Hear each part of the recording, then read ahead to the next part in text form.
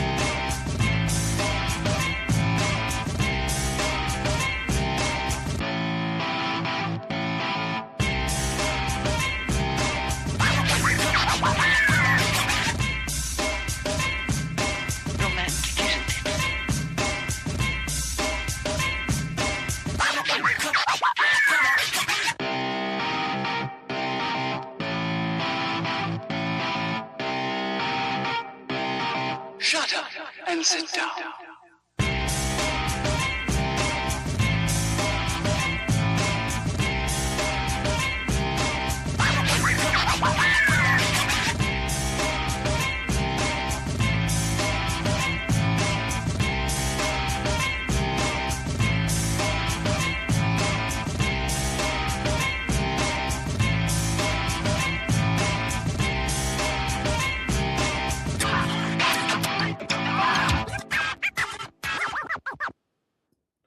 Hello, good evening, and welcome to another episode of Build, Paint, Play. I'm Dave.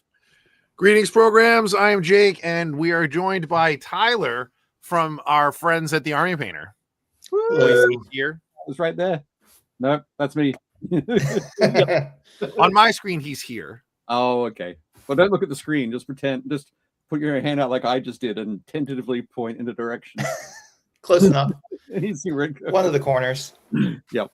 Excellent. Welcome, Tyler. Thanks for joining us. We've been trying to get you on for like a year, but you've been crazy busy. Yeah. Now it's good to be on here. Yeah, fantastic. Good to finally have you. Let's say hi to folks in the chat. We've got Scott, we've got Luis, we've got Josh, we have Bolter Thrower, who is currently assembling some Emperor's Children, waiting on some paint orders to arrive. Nice. Des is here, Dave Hummel, Super Dan Osborne, starting soon, starting now. Nice. Yes, we've started now. 3 of his favorite people. Nice. Not most favorite. That would be his family. Just 3 of them. Yep. Jonathan Palomo has joined us as well. Hi, Jonathan. Awesome. Yes, and that Tyler Mengel, I was absolutely starstruck meeting him. Speechless.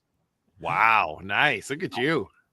Yeah, Dan, we met the last 2 Adepticons at the bar. Well, the Chicago bar. It's gone now, sadly. Yep. And just as he's adding color to ridiculous armor, but I'm going to be either finishing some Space Gits Orcs tomorrow or building an Archon Demon. Nice. We look forward to seeing that armor complete. We showed some pictures of it at the end of the show last week. Looking very nice, Scott. I don't want to say Scott. Jazz. Awesome. It's been a long day. Awesome. Cool. So we've all been busy.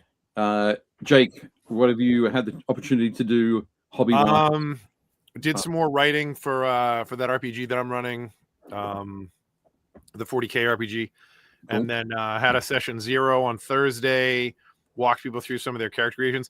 It's really fun because, like, for a lot of us, like, I think 40K is so ingrained in like our thought process that like it, you could throw any character at us and be like, oh yeah, I understand that character. And I have.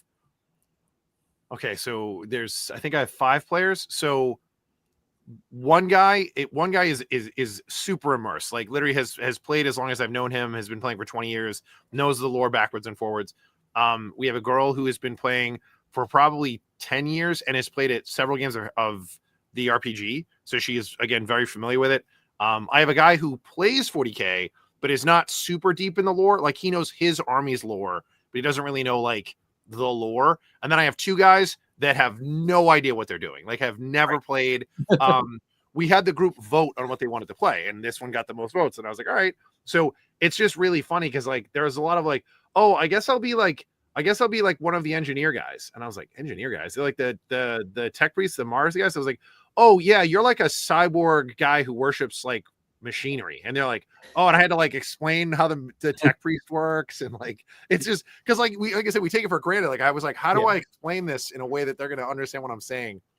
So that's been fun. Like, wait, I don't have legs. I'm not sure about that. I was like, do you? It's up to you. Do you have legs? They're probably not 6 legs. They're probably not 5 legs. Yeah, you could have a bunch of legs. You can have all the legs. So I've been doing that, and then I've been chipping away at those Space Marines. I built another 6 Mark 6 Marines. Cool. I have a question to throw out to you guys. So because we're doing the Rogue Trader thing, Pedro Cantor is just a captain at this point. He's not the chapter master. They had not done that yet. So he is armed with a power glove, so power fist, and 2 bolt pistols. So I was like, I could either have him have one out and have one holstered, or because he ends up getting Dorn's arrow, which is the Stormbolter, I could wrist mount a Stormbolter on him. But he doesn't. But there is no Stormbolter. That's not a thing. Yeah. So I'm like, 2 bolt pistols is close enough to a Stormbolter. Yeah. But literally he's the only character I've seen, and he's armed with 2 bolt pistols. So I was like, well, he can't have one in the power fist hand. Like that's insane. So well, if you should do one in the power fist hand with a gigantic finger guard, just like the largest finger guard on a gun ever. I'll green stuff one in there. Yep, that'd be great. No, if you're gonna wrist mount them, make sure you have the magazines sticking out. I was gonna try to I have a piece of I have some gray stuff, so I was gonna like lay it out and do like a belt feed. Right. Yeah. Now I think doing the magazines out so that he has to get somebody to reload them for him. Yeah, it's insane. I was like, how would he reload this? Like it's like you have one arm you can't use. Like you have a giant lobster claw. Yeah. I don't know. Maybe just put like strap 2 on his chest. That could be cool too. Holding one, and then the other one's just in a holster on his chest, sort of. Yeah, I guess I'll have to cut out a holster and figure out a way to do that. But yeah, just get a couple of holsters and start putting them around his body and find out where it looks cool. Yeah, all the other guys are classic Space Marines, so they all have a bolter, a bolt gun. They have a bolt gun, a bolt pistol, and a knife.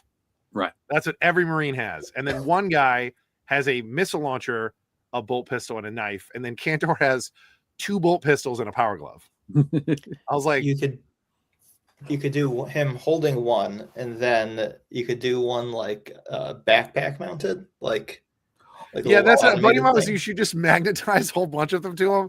Like just like he shoots it till it's empty, and then he throws it, and he grabs another one. And he shoots till it's empty, and he throws it, and he grabs another one because he can't reload. Like Neo, the Matrix. Charian Fat from Replacement Killers.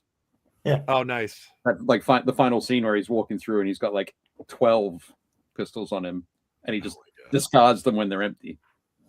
Just do that. That'd be great. Excellent. Just looking quickly, Jonathan Palermo says, I love when Dave calls us out by name. It's like romper room, but my name is finally shouted out. Fantastic. Was it romper room a thing in the US? Yep. Okay. And not that I know of. Not for me, anyway. Tyler's way too young. Okay. Yeah, he's too young. He doesn't remember it. It was certainly a thing in Australia. Fantastic. Boulder Thrower says, I love orcs. Hope we get new ones in the 11th edition box. Josh says looking likely.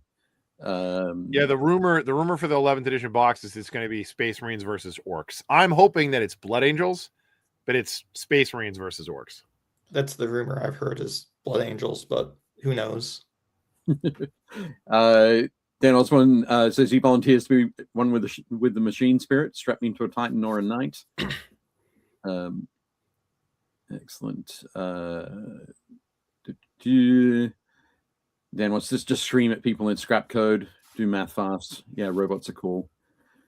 Says Jake, if you play with people who insist on WYSIWYG in an RPG, just go ahead and give them 5 bony ones in the snot box. I mean, I'm not averse to dropping the gloves if the situation requires it, but Yep, fantastic. Excellent. Nice. There we go. We're almost all caught up. Fantastic. Okay, Tyler, how about yourself? What sort of what have hobby you you been working on? Trench Crusade stuff. Yeah. I'm playing in a campaign right now with my friends. So I'm doing Heretic Legion, and we're 6 games in. It's about like halfway through. Oh, wow. And it's been it's been like a couple of weeks now since the last time, but there was a while there where we were fitting a lot of games in really quickly, and your warband just starts expanding really quickly if you're doing well. So I just kept having to paint more models for it. And now I'm also trying to get stuff ready for the narrative event at Adepticon, the 2-day one that Trench Crusade is running. Nice. So at the moment, I'm working on an updated version of my priest. Partially, I just wanted to do like a new, like a unique conversion, because all my anointed are converted from chosen Chaos Warriors, is like the body. Okay. And then I pull bits from a bunch of different Trench Crusade places for like the arms and heads and stuff. And I was painting the third one of those up recently, and I was like, I really like how unique they are. And I've gotten some really cool prints from all the cool third-party stuff that's out there for some of the other members of the warband, as well as some of the official ones. But like I decided I wanted to remake my priest as a conversion.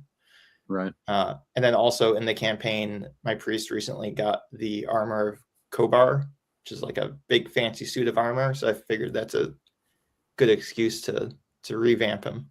Oh, fantastic. Very cool. But yeah, almost done with him there. And then I've got a few more I might try and get done before Adepticon. This depends. Right. Yep. Well, I think when you've got 5 weeks. 5 weeks till Adepticon. Yeah. Something like that. Yeah, just about. Yeah, because it's what? It's 5 weeks. It's 5 weeks from tomorrow would be the first night, right? Right? Yep. 1, Yep, that's right. 2, 3, 4. Yeah, it's 5 weeks from tomorrow. Yeah. Excellent. I'm excited. Yeah. Excellent. Are you going to play Heretic Legion at Adepticon as well? I think so. One of the main reasons, just because that campaign is your warband can grow over the course of the 6 games you play over 2 days, and that's the only one I have enough models painted for.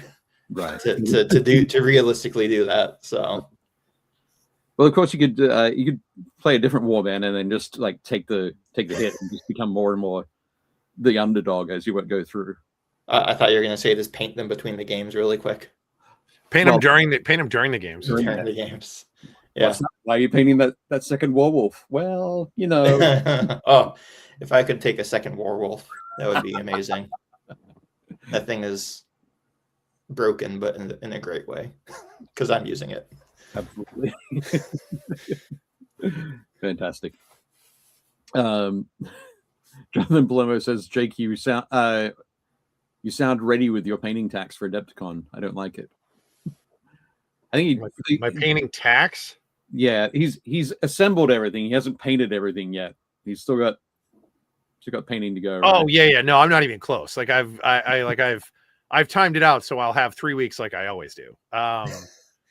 It's been too cold to prime, so I have to get the 16 Marines done for the Rogue Trader event, and I have to finish one more conversion for my Heresy army, because they changed the points. So I had to move some stuff around. So I had to add another Rampager. So I went through my bits box. I have enough pieces. So I found all the parts I'm going to build him. And then the hope is I want to try to get everything finished building this week. I'll probably do it tomorrow or Thursday. Everything will be built. But like, we don't have a nice day on the schedule till supposedly next week on like Wednesday or Thursday. It's supposed to be like 58. And I was like, cool. So I'm going to prime everything that day. And then I've got Gamma in like a week and a half. And then when I get back from Gamma, I'll have 3 weeks, and that'll be perfect. I'm like, oh, it's what I do every time. I'll have 3 weeks to get everything painted, and plenty of time. fantastic. We'll get to track it almost Yep. real time as we go through. I have a really cool way I'm going to do them. The whole point of this is CJ wanted to basically play Rogue Trader, but upscale it using all the new models. So we're using all the orcs that your friend sculpted. Mark. Yep. Yeah, they're using all of Mark's orcs. Yep. And they're all bigger than the old Rogue Trader ones. And then, but they're not like way bigger. So using the new Horus Heresy Mark 6 Marines, they're basically the right scale because those are bigger than the old. Yeah, so those will be great. Those will be awesome with the new Heresy stuff. Yep. So I basically grabbed a box of like Mark 6, just like a 20-man tactical squad, and I'm using all the parts from that to. Oh, I was like, why does that guy just have a stick? And I was like, oh, it's a flamethrower. Yeah. It's just it's a vacuum. He has a vacuum, yes. He just has a vacuum. I'll show you one last one. Yeah, that guy's great with the RPG. Yeah. Nice. Oh yeah, is it Battle at the Farm you're doing? Yeah. So we're doing Battle at the Farm. So he was like, will you paint the Space Marine half? And I was like, sure. So I'm looking through the thing, and it's been forever since I've looked through my Rogue Trader. So Dave got me a new copy, and I still love that. In the back of the book, it's all the blue pages. Right. So like there's like the book goes to basically here, and then it switches to blue. I don't know if you can really see that, but it switches to blue. Yeah.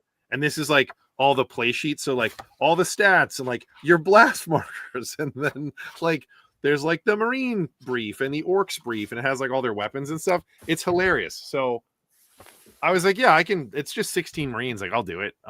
So like I said, I bought a box of 20. And I'm going to use 16 of them, and I'm going to kit bash Pedro, but like the rest of the army is basically, it's just guys right out of the box. They just all have bolt guns. So it'll be fun. So I basically have 17 models to paint, but it should be reasonable. I can do it. Oh, yeah. But so like I was saying, looking at the color scheme in all the original books, they're really bright. Like they're a really bright blue. They're almost the same color as the Ultramarines, basically. And I was like, I don't really like it. I like the newer scheme, so I'm going to do them in the newer scheme where they're much darker. Basically, I'm going to spray them. I think I have the last living can of the Army Painter, that like sea blue, the really dark blue that you guys made, the spray. Yeah. So I'm spray them all with that, and then I'll null oil them all, and then I'm just gonna like. Or dark tone them all, and then I'm just going to dry brush the hell out of them to just pick out the edges. So they'll have that like blue, like toned look. Like they should be really fun to do. I also found out that apparently I've been doing them wrong. In the picture they show, they all have a stripe, but in the actual chapter approved, they only lieutenants have a stripe. And I was like, oh, that's obviously a Primaris like update that they did after the new codexes came out. Because it used to be every Crimson Fist has a stripe. I think that was just kind of like the Rogue Trader style for a bunch of the different chapters. Yeah, everybody loves it. Who doesn't love a good face stripe? Yeah. Exactly. Unless you're doing like, Rainbow Warriors, and then you got to do like 7. It's got to be like red, and then yellow, and then white, and then green, and then blue. Yeah, good. Jez says, Dave, you got to check out Space Kits. It's definitely your sense of humor. Amusingly enough, my friend Mark will be running a couple of games of Space Kits at Adepticon in the Grimdark hallway. Basically, he's paying up a bunch of his guys, and he'll take them along and get some games in. So if anybody happens to be in the Grimdark hallway on like I think Thursday night and Saturday afternoon, something like that, he's going to be running some Space Kits, which would be cool. And Jonathan Palermo asks, Jake, did you not call the minis you were supposed to paint for GW painting tax? Oh, there's definitely a painting tax, but my painting tax is just like whenever I have to get stuff painted. When you have to. Yeah, because I want to play the game, and the tax to play the game is I have to paint my models. Right. No, that's the pre-reward,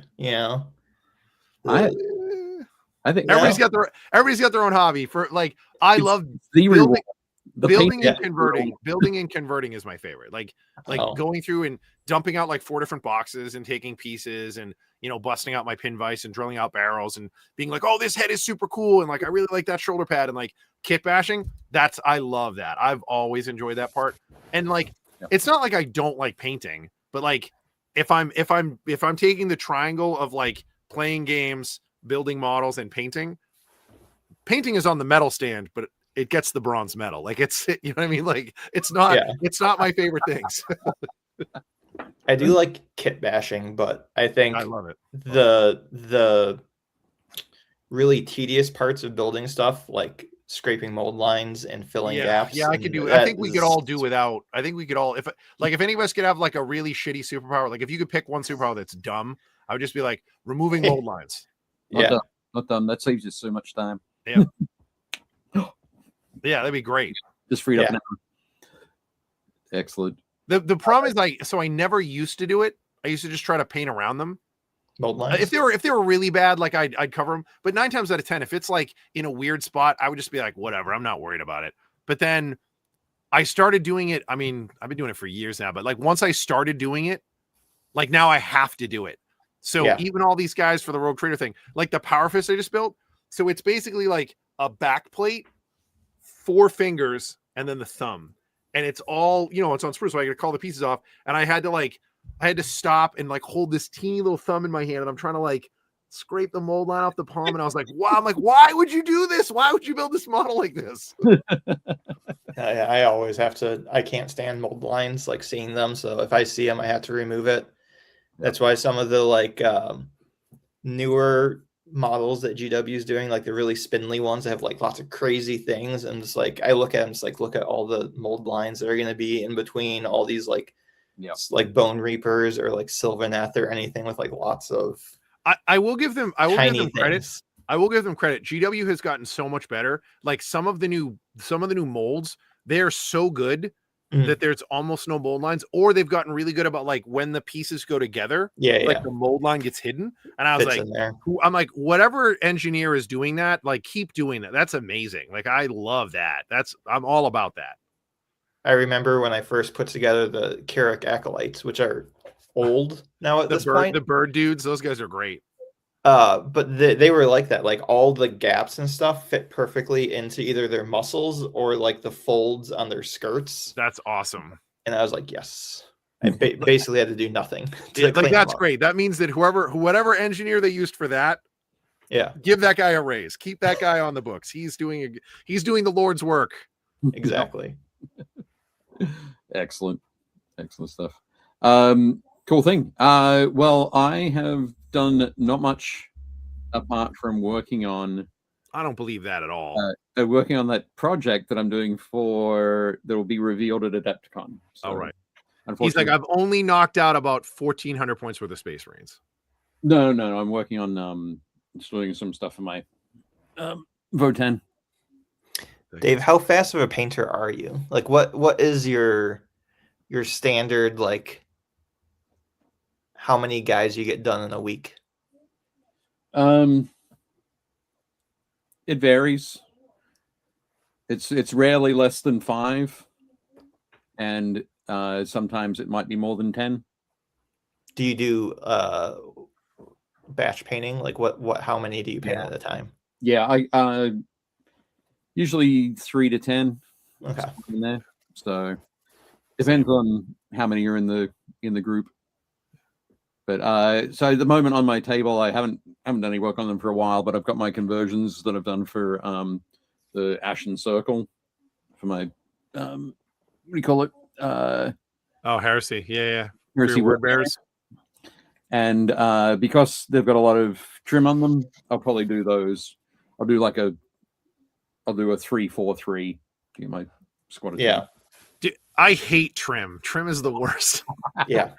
I've done 1 Chaos Marine army in my life, and that was enough. Yeah, for sure. I think it's part of what I like about the new Red Corsairs.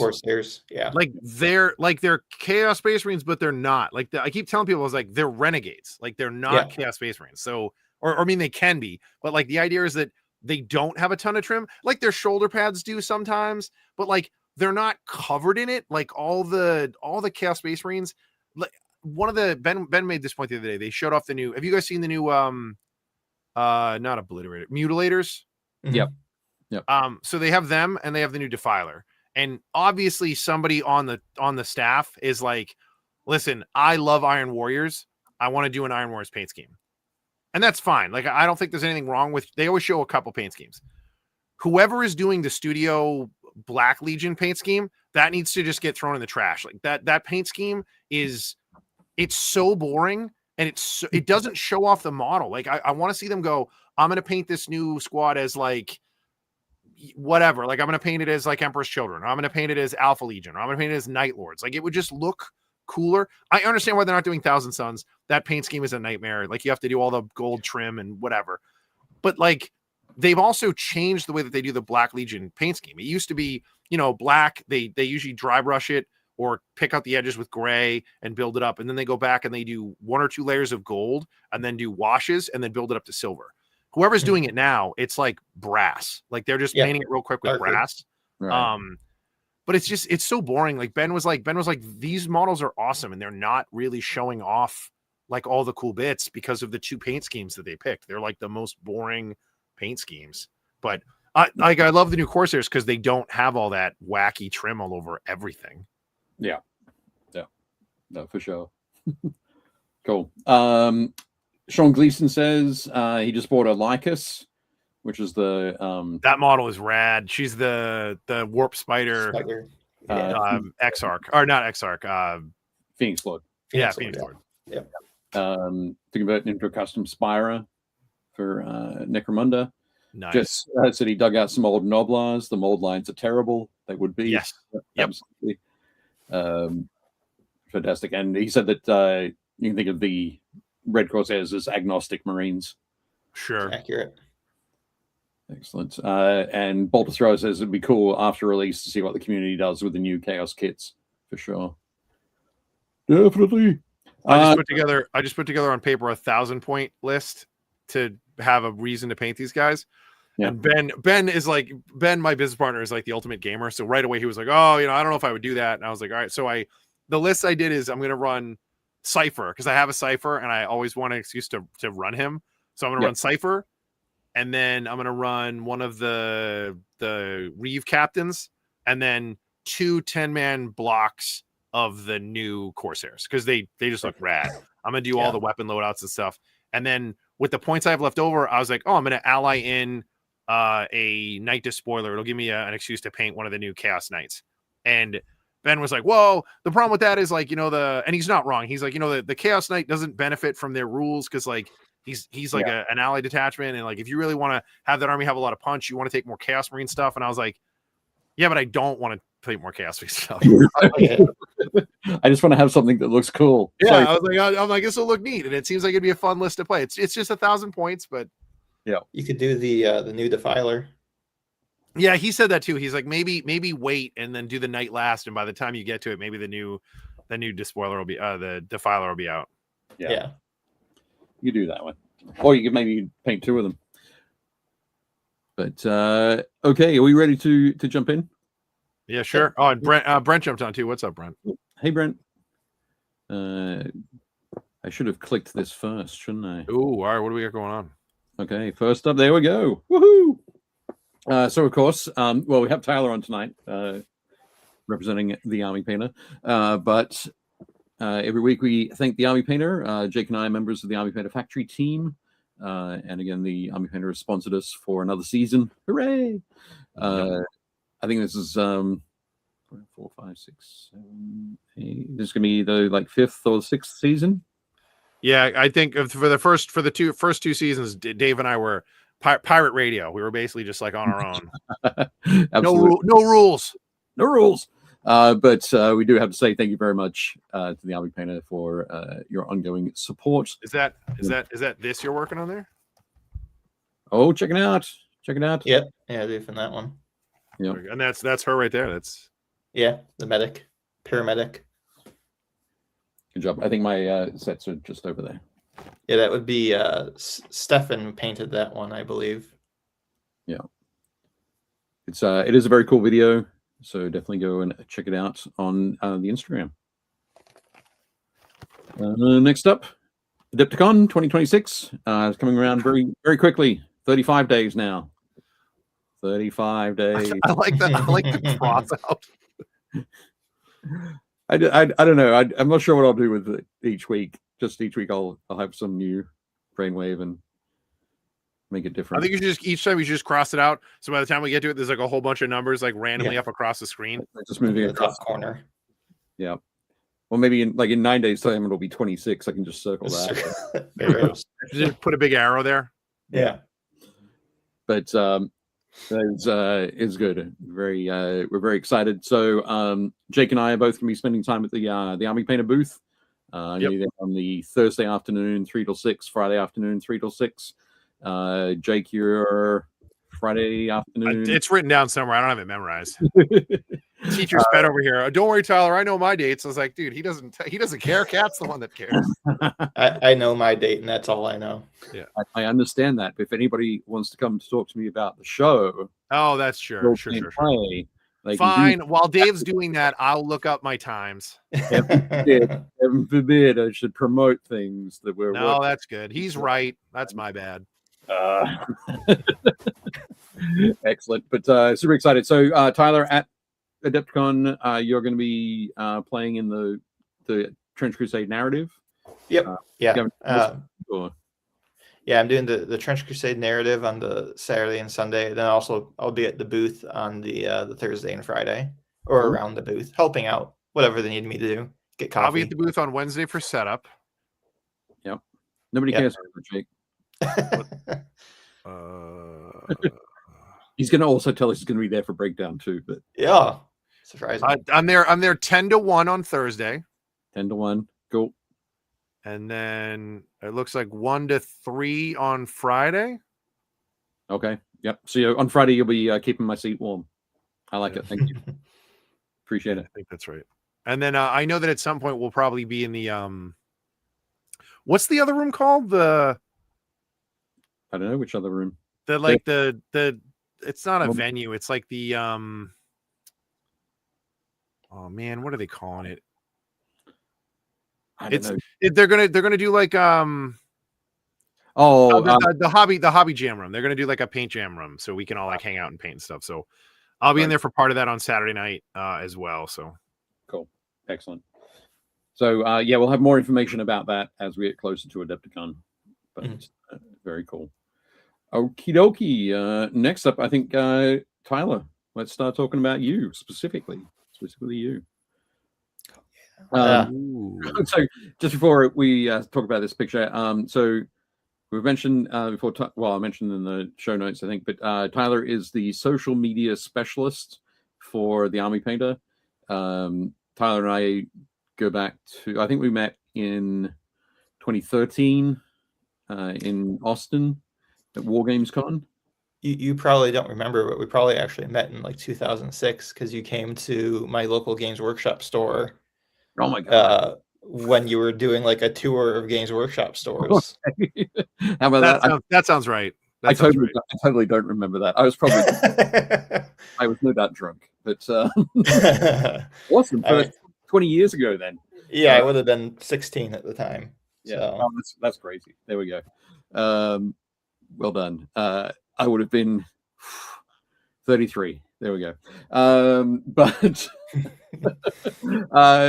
so Tyler has done a lot of work, a lot of painting over the years, a lot of fantastic painting. Has a fantastic blog.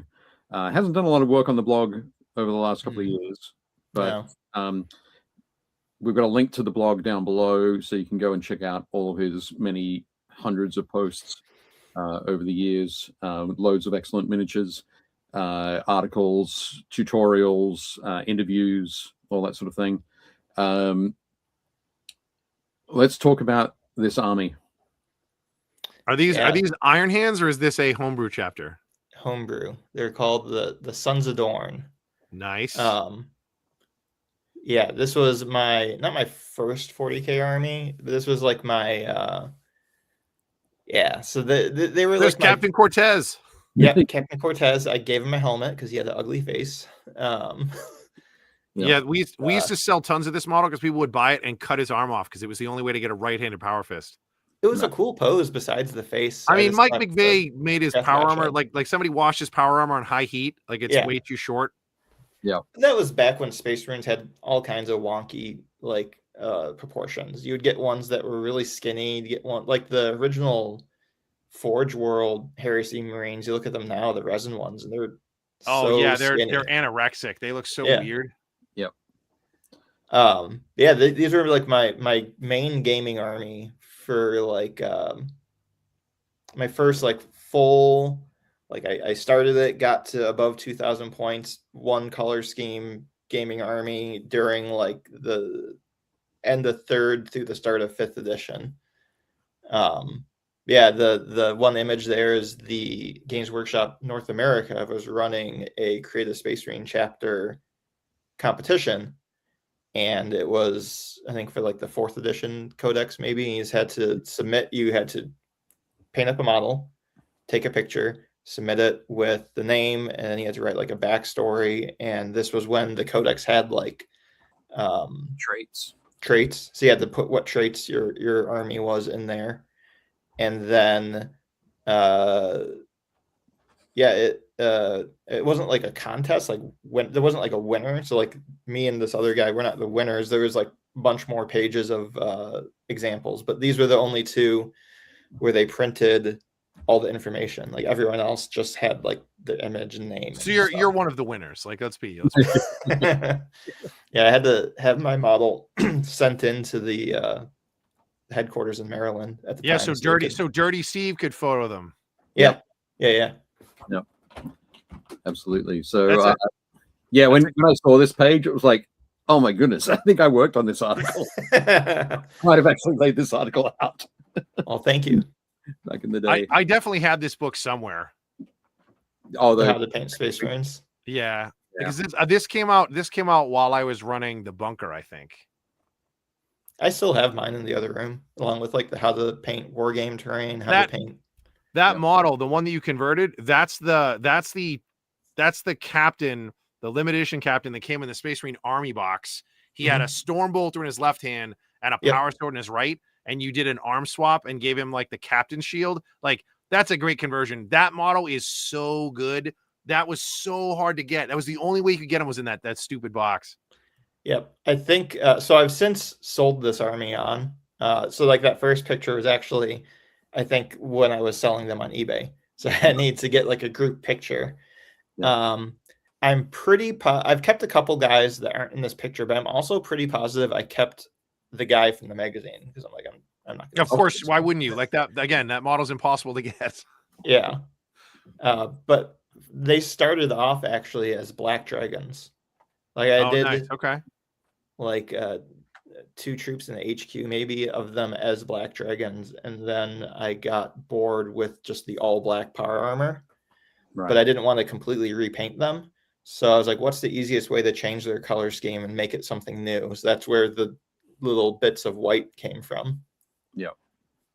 I really hope that with 11th they bring back this like make your own chapter thing.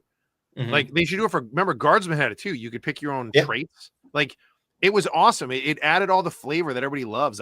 It's kind of a bummer that they got rid of it. Yeah, the 4th edition Marine and 3.5 Guard were some of the better ones. Yeah, definitely. Next up, so we mentioned your blog. So these are a couple of headers, I guess, from the so when I was digging through to find some pictures to share for this, I found some of my old logos. So the one on the bottom there is fairly similar to what it is now. I just kind of cleaned it up and got rid of the like hobby tools part of it. But the top one, I completely forgot that I even made. That was like when I was in Austin. I had like a business card that I was like handing out, and it was like that design, and I just like put a bunch of models that I'd painted in there. So I started the blog in like 2011, I think, or 2010 maybe. I don't know. Yeah, well, it had like a weird life because I had it. So it's hosted on Blogspot, but I originally had it hosted on something else. I don't even know what happened to that site. Don't know. Redid it eventually with the current version of it, But like for the first 2 years, it was really run as this kind of like a personal blog. Like I wasn't regular with anything. It was just kind of like posting stuff when I wanted to and didn't really format anything very nicely. Right. And then at a certain point, I started taking it more seriously, went back and tried to clean up everything I'd done before. Right. I think, yeah, look, I went and had a look at the blog in preparation for the show, and it was one of those wonderful things where you see like 2010 or 2011, Yeah, like 40 posts. 2012, like 50 posts. 2013, 160 posts. it's 180. a huge bell curve. Yeah, crazy bell curve, which I think is probably pretty standard for most bloggers at the time. So I know that the My Blog probably went through something very similar. I haven't posted on that for feels like 7 or 8 years. Yeah, I stopped posting on mine once I got the job at the Army Painter, because I'm part of what I do is also help run our blog on the Army Painter website. Right. And I just didn't have it in me to run 2 hobby blogs at the same time. Yep. So, that's I'm totally. still very active on my social media accounts for Mengel Miniatures. Yep. On Instagram especially. Yeah, I have your Instagram linked down below as well. So Mm. folks can check out the blog for a little bit of history, and Instagram for current stuff for sure. These guys, I wanted to like make sure that we sprinkle through some non-GW miniatures, but Those are cool. What are those from? Those are cool. Hero Forge. Oh, okay, nice. Yeah, this was so I did commissions for a while. And this was near the end of when I was doing commissions, and I got like 3 or 4 Hero Forge commissions because I got the first one and then like I posted about it on the blog, and then I had other people contact me when they saw that, because there's all people who have like D&D parties, and not all of them, but a lot of them was really cool. It's like, I mean, these people obviously very invested in their D&D games because they're making these models on Hero Forge and they're sending them to me to get painted and stuff. So they also usually also had art commissioned. So I'd get a lot of these models along with like full on artwork of what they're supposed to look like. So it was like matching all the color choices they did. On these guys, I have to paint tartan. That's going to be extra. Yeah. On these guys, I remember the guy with the hammer. The bear pelt wasn't part of the model. Like he has fur on his back, like a fur cloak, but they wanted the bear like head and coming over the top. So I sculpted that in green stuff. Oh, cool. To add, I think also, yeah, the tartan, like the parts going across their chest is stuff I added on with green stuff as well. But this was always really fun for me because it was so like different than what I was painting for myself, or even a lot of the other commissions, which were Warhammer stuff. Yeah. And it's just kind of like a nice little palette cleanser. And this is also like super early 3D printing of like actually good quality. I think these ones, they did have like the layer lines a lot. I remember that being a little bit annoyed painting them, but you don't notice it. You did a really good job. Usually if you do a decent primer coat, that helps. Like I've done pro painting for years, and the first time somebody sent me a Hero Forge model, I was like, I had to like bite my tongue because I wanted to be like, this model is trash. Like, why are you sending this to me? I think I basically told them, because they had like the different tiers of quality that you could get printed. And I'm like, you need to do the top tier. Like, I'm not going to paint the ones that are like, super layered. Yeah. And particularly when you're talking like, this is going to be like 10, 15 years ago. Mm-hmm. So yeah, print quality. Yeah, you can see all the striations on them. Print quality even 5 years ago was not great. But you can kind of see it on his hammer, the hammer head a little bit, but that's really the only place. Yeah. But I think you've done an excellent job. And the idea of having a adventuring party all painted by the same person. That sort of consistency. I'm a big fan of that. But yeah, nice stuff. Next up, talking about Red Corsairs. Yeah. This was just a random model. So I was digging through for the images for this. I felt it was appropriate with the current release, but it was one of my favorite conversions I did. It was just random. I think I'd read Sarah Cockwell, maybe the Silver Skulls novels. Okay. Yep.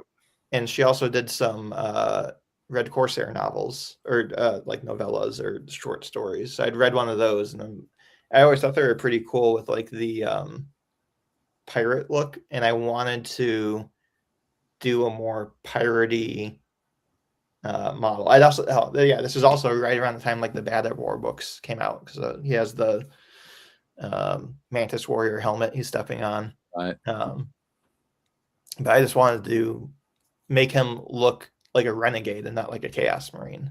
Your stuff keeps popping up now. Like, we've all been searching for like Red Corsair stuff, and so many of your conversions come up now. Like the Legionnaires you did, when was that? Like a year ago? When they came out, the new Legionnaires, like the new plastic Legionnaires? For Chaos? Yeah, I think so. It looks like you kit bashed them with something, but you painted them as Corsairs. Huh. But they pop up all the time now. Jake's searching in the internet while we talk about the miniatures that are on screen right now. Oh, I'm not looking at the internet. I'm saying like over the last couple of weeks when we were looking. Oh, up, no, you're probably looking at. You're looking at. It's on my blog, but it's not my models. That was what is it, Shiva, on Instagram. He does a bunch of really good. Let me pull him. I want to get his. I must have just thought that yours because they say Mengel miniatures on it, and I was like, oh, these are great. I get that a lot because people are like, oh, I'm like, no, if you click on it, it's an interview with the person who painted them. Oh man, I gotta find his. He does some great Corsairs. We'll send people to your blog. They can check out the Corsairs on your blog and link through there. He still does really, really good Corsair conversions and paint jobs. And he does like really every model is like its own thing. Like he works on one at a time and makes each one its own character, and it's really cool. I'm excited to see what he does with the new stuff. Yeah. Those skeleton chariots take me back. Yeah. So Tomb Kings, I like Tomb Kings a lot. When I started in the hobby, 6th edition fantasy had just come out. Like literally, I think it came out like right after I first got into it. Okay. And I remember when the Tomb Kings came out for 6th, I really wanted to do them, but I just wasn't. Fantasy was more daunting to me back then, because at the time, fantasy was the larger armies. Like you had to paint way more models than 40K. But by the time 8th edition rolled around, the new Tomb King book came out. I decided to take the plunge with starting an army of them finally. So this was one of my first units for them. And I've got, funnily enough, they didn't really get fully fleshed out until Age of Sigmar. Right. Because I had like, I don't know, like maybe 1,000 points painted for fantasy. And then AOS came around. And did you have Cetra? The metal Cetra? I had the resin Cetra, yeah. Ooh, okay. Like the fine cast Cetra? Yeah. I converted him into my own guy. That is one of the things I liked about Finecast, was being able to do conversions much easier with some models. Like I had a Typhus before the current plastic one. And I remember waiting specifically until the Finecast version came out, because I had a plan for cutting him up and reposing him, which would have been way more difficult with the metal. Oh god, yeah, with the metal. He's pretty much just a chunk of metal. So yeah. But yeah, the Tomb Kings, because also once I got into AOS, I started going to tournaments, so it's incentive to like get stuff painted for them. Yeah. But now I'm rebasing them back onto squares for Old World. Right. Nice. They always had such a great iconic paint scheme, like the teal and the gold. Yeah, that was, I was trying to go for like not exactly replicating it, but the 8th edition book, because those were the first ones that were full color, but they were also kind of lazy and they just kind of like recolored some black and white ones, like with little splashes of color for the artwork. Yeah. So the Tomb Kings one, there's lots of old artwork that was black and white, and they just made it sepia and teal instead, basically. Right. So that was my kind of the look I was going for, was sepia and teal. So it's gold, it's bone, it's white, and then teal. Right. Excellent. A lot of folks in the chat loving the 6th and 7th edition of Warhammer. Yeah. Through. Nice. Actually, one of the things I didn't put it in as a slide, but Tyler's mentioned Age of Sigmar and Tomb Kings. He actually put together a battle tome for Tomb Kings. Yeah. If you go to his blog, link down below, just type in Tomb Kings. I think it's the 2nd or 3rd post that'll come up when you search for Tomb Kings on his blog. Is a link to download the battle tome. Nice. Loads of work has gone into it. Loads of fan art in there. Very cool stuff. Yeah, it was a lot. It was like 80 pages. Took me like 6 months to do. Yeah, they were the first army before they switched to Sigmar. They were the first army to get those big like centerpiece models. Like they got like the Necro Sphinx and didn't the orcs get it with the spider first? Well, yeah, I mean, like every there were a couple armies that had big models. Like the Seraphon had the Engine of the Gods, but it was the old metal one. It wasn't really that big. But they were the first one because they got 2, right? There was the Necro Sphinx, and then there was the other weird, I forget what the other one's called. The War Sphinx. Yeah, but they were the first army to really get like those big like centerpiece models that weren't like in plastic. It was wild. So but very cool. Next up, you mentioned Bad Ab War before. Yep. And the precursors to the Red Corsairs. Yeah. So yeah, the Bad Ab War books from Forge World were, I didn't get any of the other Imperial Armor books really. The Bad Ab War ones were the first ones I got because it seemed like a cool time period to look at, and I really liked it. I did Astral Claws. I painted maybe about like 1,300 points of them total before I kind of petered out. But part of it is because I approached them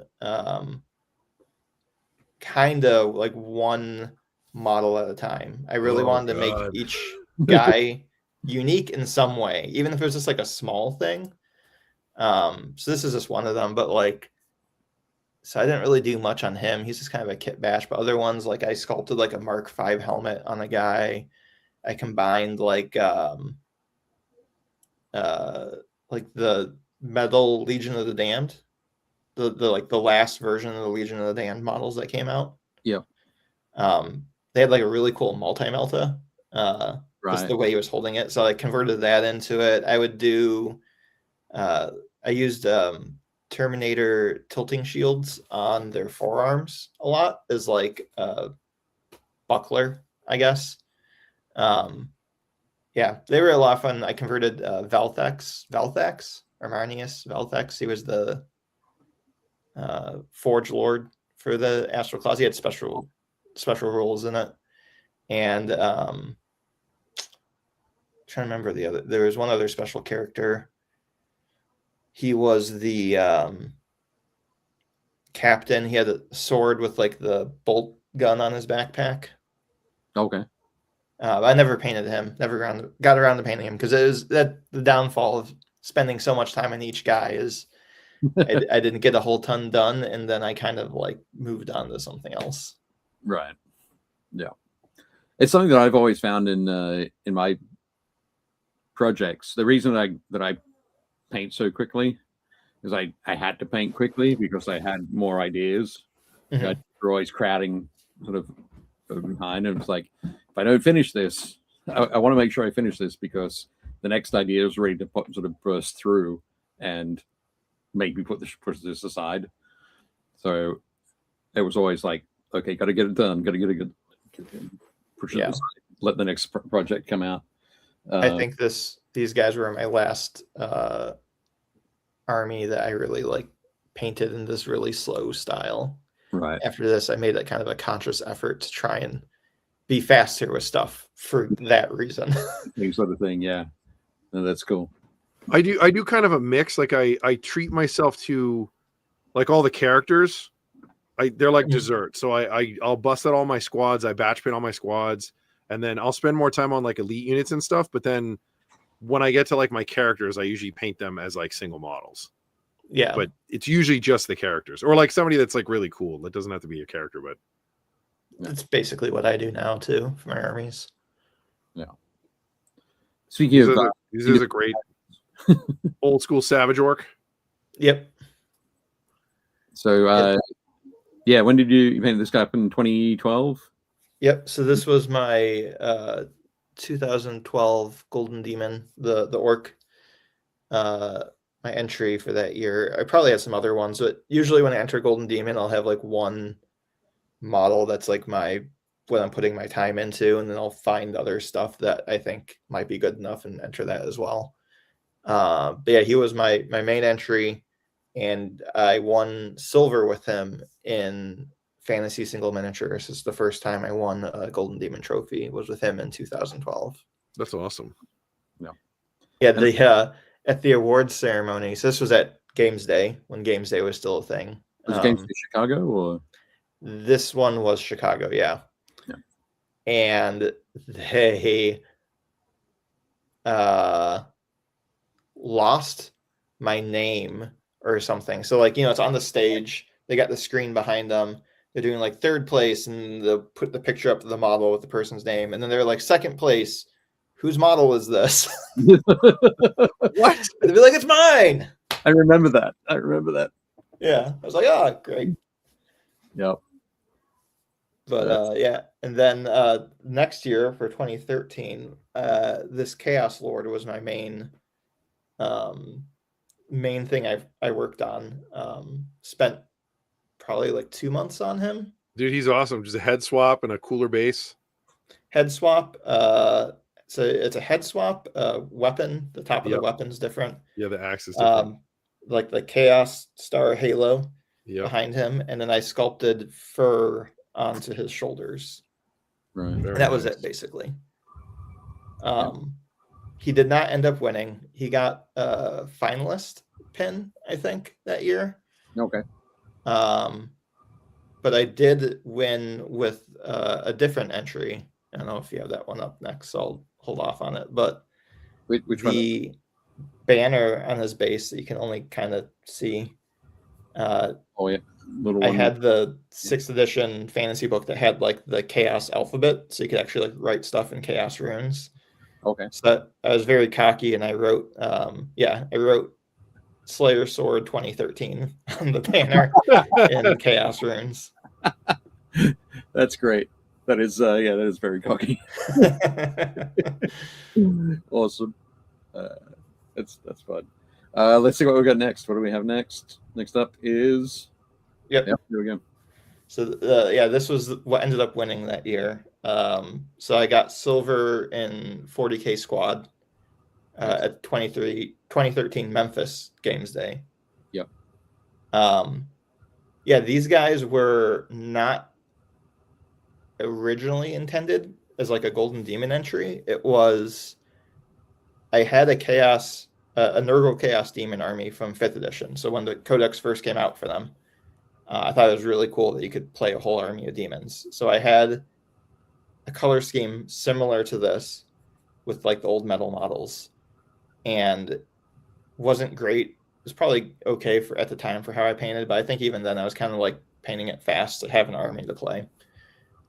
And when the new plastics came out, I decided I wanted to like take the same color scheme idea and do like a better job at it. Right. And so this was just like painting. I think originally the idea was to redo the whole army, but this is all I ended up finishing. Because I also I like the Vestroyan down the bottom. Yeah, so I had that was from the like the platoon. It was like a special edition thing, and it had casualties. Yep. And the Nurgling has finger painted with his blood. That's great. Yeah, you can see all the hand marks all over the. Yeah, but I like green stuff their because they have gaps in their necks and shoulders. So like I green stuffed all that smooth, and you can actually see if you look at them. It's probably reversed for everyone else, right? But yeah, so where the cursor is, if you go start there and go the other way to the last one, you'll notice he's like slightly different on the far side, slightly different color. Oh, the one on the left, yeah. And that's because over the course of painting this is when Games Workshop changed the paint range in like 2011 or whatever. I ran out of. I had like rotting flesh was the main color, and I ran out and had to get the equivalent. The new rotting flesh.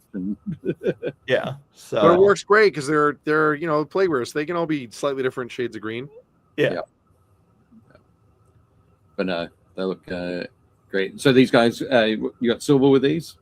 Yep, silver with them for 40K squad. Awesome. Very cool.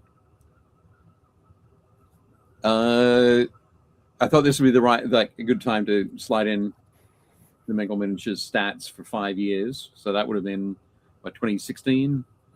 So this was my weird accounting. I think it was probably actually 2019 because it was 5 years of me actually running it like a proper website. Yep. And not just like posting randomly. So this is 5 years from when I first started trying to post consistently. And yeah, I think when I started, I was very ambitious. I was also between jobs, so I had a lot of time. And my goal was like 5 days a week. I'm going to post something 5 days a week, even if it's small, it's like 3 big things and 2 filler articles or smaller things. And after like 2 months of doing that, I was like, nope. And I went down to 3 times a week. Right. And I did 3 times a week up until maybe like the last year or 2 of it. And then I switched to 2 times a week before I kind of tapered it off. Yeah. But there are some incredible stats there. Visitors from 181 different countries. Yeah. It's pretty amazing, given that there's 200 and some countries in the world. 430,000 unique visitors. Impressive work. Thank you. Yeah, I keep thinking about posting something. I will post something on it again at some point. I just got to have a good idea for it. But cool. Yeah, so I think this period we're now moving from focus on the blog, competition painting, that kind of thing, and moving into you started doing some work with the Warhammer community team. Yes. Yep. So I'm not sure what was the relationship there. Like, how did that work? Did they contact you and say, "Hey, Tyler, could you do a thing about this?" Or was it, Tyler, what are you working on? Or was it you going, "Hey, check out what I've just done"? What was the? So they reached out to me the first time after I had done a review of the Age of Sigmar starter box for first edition. Okay. And they had seen it. Because at the time I was also like sharing articles with Bell Lost Souls. So it wasn't just like my stuff got more a boost from them, in viewership. So someone at Games Workshop had seen my review, reached out to me, and they're like, "We liked your review you did. Would you like to have potentially more stuff sent?" And I said, "Yeah." And shortly after, I think this is probably one of the first things they really started sending out to anyone was the Betrayal at Kelth box. Okay. Great box. So yeah, this was like, it had like a nice printed letter in there from like someone, whoever was in charge of doing that game, like a nice like letterhead and everything. That's the only time that happened, but because I think that was like the first time they were really sending, so like presentation, you know. Right. They were learning how to do it. Yeah. Trying things out. Yeah. So they sent that out to me. I did stuff with that, and then I didn't hear anything from them again for months. And then it was when Silver Tower was coming out, like that summer, and I was interested in it. So I reached back out to the person whose email I had, and I was like, "Are you sending anything out for this? I'd be interested." And that was around the time that the Warhammer community team started, when it was just like 3 people. So they put me in touch with them, with Eddie is who I spoke with mostly. And then that's kind of where the relationship started more formally. So they started sending me more stuff for review on a regular basis. And then eventually they asked me if I would be interested in writing articles for the Warhammer community site as well. Cool. So yeah, they approached me on that one as well. And I built up kind of like a library for like 2 months of stuff for them to pull from. Yeah, I think the first tutorial they posted was a Hollowed Knight for Stormcast. Okay. And yeah, and the way those worked is most of the time I pitched stuff to them. I think they said what they liked about my articles is that I painted the models, photographed the models, edited the pictures, and wrote the articles, and did all of that and sent it to them. So mostly they just had to do copy, paste, and format. Fantastic. Which, running a blog for the Army Painter now, yes, that is very useful if you have someone who can do that for you. Saves you a lot of time. Yep. Yeah, I would just pitch ideas to them. Most of the times it'd be like, I'm interested in painting this. I'm going to paint this. I've painted this. Do you want that? I see this thing's coming out in the future. You know, what do you think about that? Okay. I did get invited over for the contrast reveal. Okay. They did that. Nice. Okay.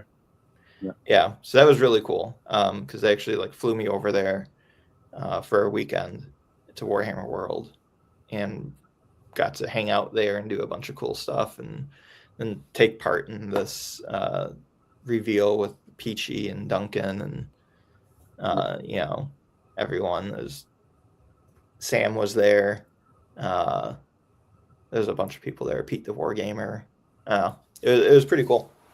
Yeah, that would have been awesome. It's always nice. Always nice when somebody flies you somewhere. Yeah, exactly. Yeah, it was. I just remember when I can never sleep on planes. I'm horrible at it, and so of course the flight was a red eye. And I got there, and they had like a driver that picked you up at the airport in London and drove you out to Nottingham. And I just slept the entire car ride because I got 0 sleep on that plane. Yeah. Well, that's good. So photo-wise, we've got your awesome Nurgle army. Yeah. So this was so this time period also coincided with kind of like me really investing into Age of Sigmar. Because I'd been mostly 40K before that, some fantasy with the Tomb Kings. And then when Age of Sigmar happened, I think it was just like a lot of stuff going on at the same time that just made it really like a good opportunity. One of the things I remember was that I'm not, but I definitely wasn't a spectacular player. Okay. But Age of Sigmar kind of like leveled everything because everyone was starting from the same point. So I got to get in on the ground floor and be just as good as ever, or at least have just as much of an understanding of the rules as everyone else. Right. I started doing events and tournaments more, which gives you motivation to finish the 60-some plague bearers that are in this picture. I like the 5 random Nurgle Chaos Warriors on the right side. Yeah. Well, that's you could take them in 5s at the time, and you could mark them. Yeah. It's just so fun. I've never seen anybody be like, I'm going to do it. Like, it's usually like, I'm going to do all demons, or you're like, I'm going to do all mortals and maybe a unit of demons. It's usually not, I'm going to do all demons and a 5-man minimum unit of Chaos Warriors. Like, that's just, you usually don't see that. There's some Blight Kings there too. Blight Kings there as well. Yeah. Oh, sure. The Blight Kings are a whole other thing, though. They're great. Well, it started out as a demon army, so that was my focus. Is I wanted to do all demons, so it was a 2,000 point playable demon army, and I started adding more mortals to it as it went on. Festus, are you going to get in on all the new Nurgle stuff that just dropped? Eventually,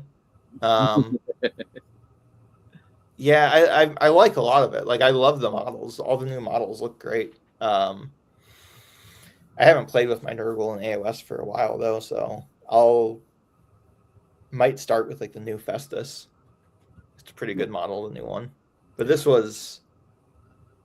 had a lot of older models that hadn't been updated, but they still had playable rules. So Festus, I converted him out of a Blight King and Festus, mostly. Right. Nice.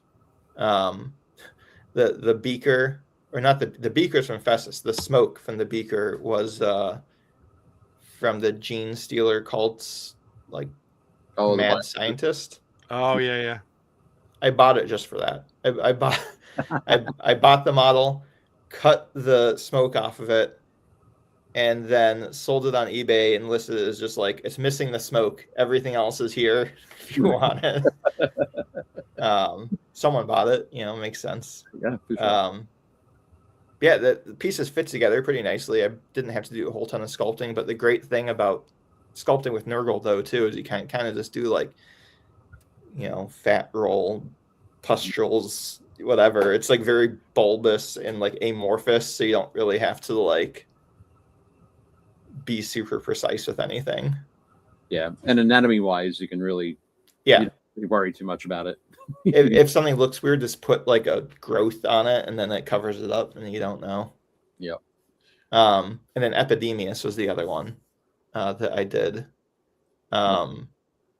Originally, I have the metal model, so like I had the Chaos Demon Army from 5th edition 40K. So I had the metal Epidemius, and my original plan was I was just going to repaint it in this new color scheme. And then I decided that I wanted to make my own instead.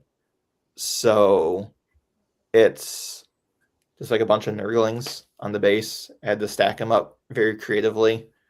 A bunch of the individual ones you find in different places thrown in there too, to plug holes. Yep. The throne itself is made from, it's not plasticard. It's I forget what it's called actually, to look it up. It's like what stop signs are made out of.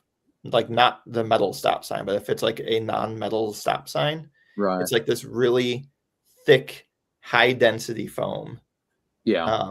Because you can carve into it. Yeah. So it's cut out of that, and then I carved like all the wood grain into it. That thing is awesome. Like my favorite thing about the Nurgle armies is the Nurglings. The Nurglings are the best part. Yeah. They're hilarious.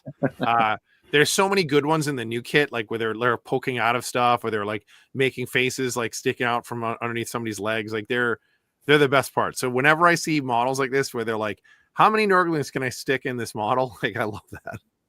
Yeah. The Nurgling base pile too. That's actually the second one I made, because the first one fuzzed up from the primer. Oh, boo. It's the worst when that happens. You're like, no.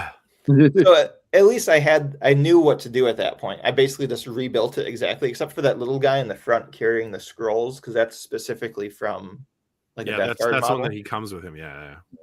And so I had to clean him up as much as I could, because that's another one where like I bought the model just to get that guy to stick on the base. Yeah. Just quickly, Scott said, "Good night, folks. Be good." He is easy, Scott. Sean is waiting on the new Slanesh demons, hopefully. And Josh Potter says PVC foam. If I recall correctly, the brand is Foamex. That sounds right to me. PVC foam. Yep. Yeah. For the new Slaneshi ones, if Sean's waiting for those, I really hope. I always forget who it is. Dave, you'll remember who sculpted the metal daemonettes. The Juan Diaz. Those are Diaz. Those are the best ones. Yep. Absolutely. And the old metal horrors of Zinch, where they're actually like pulling themselves apart. Yeah. Or one as well. Diaz has done a bunch of like my favorite kits. I couldn't remember if that one was him. Mm-hmm. That was him.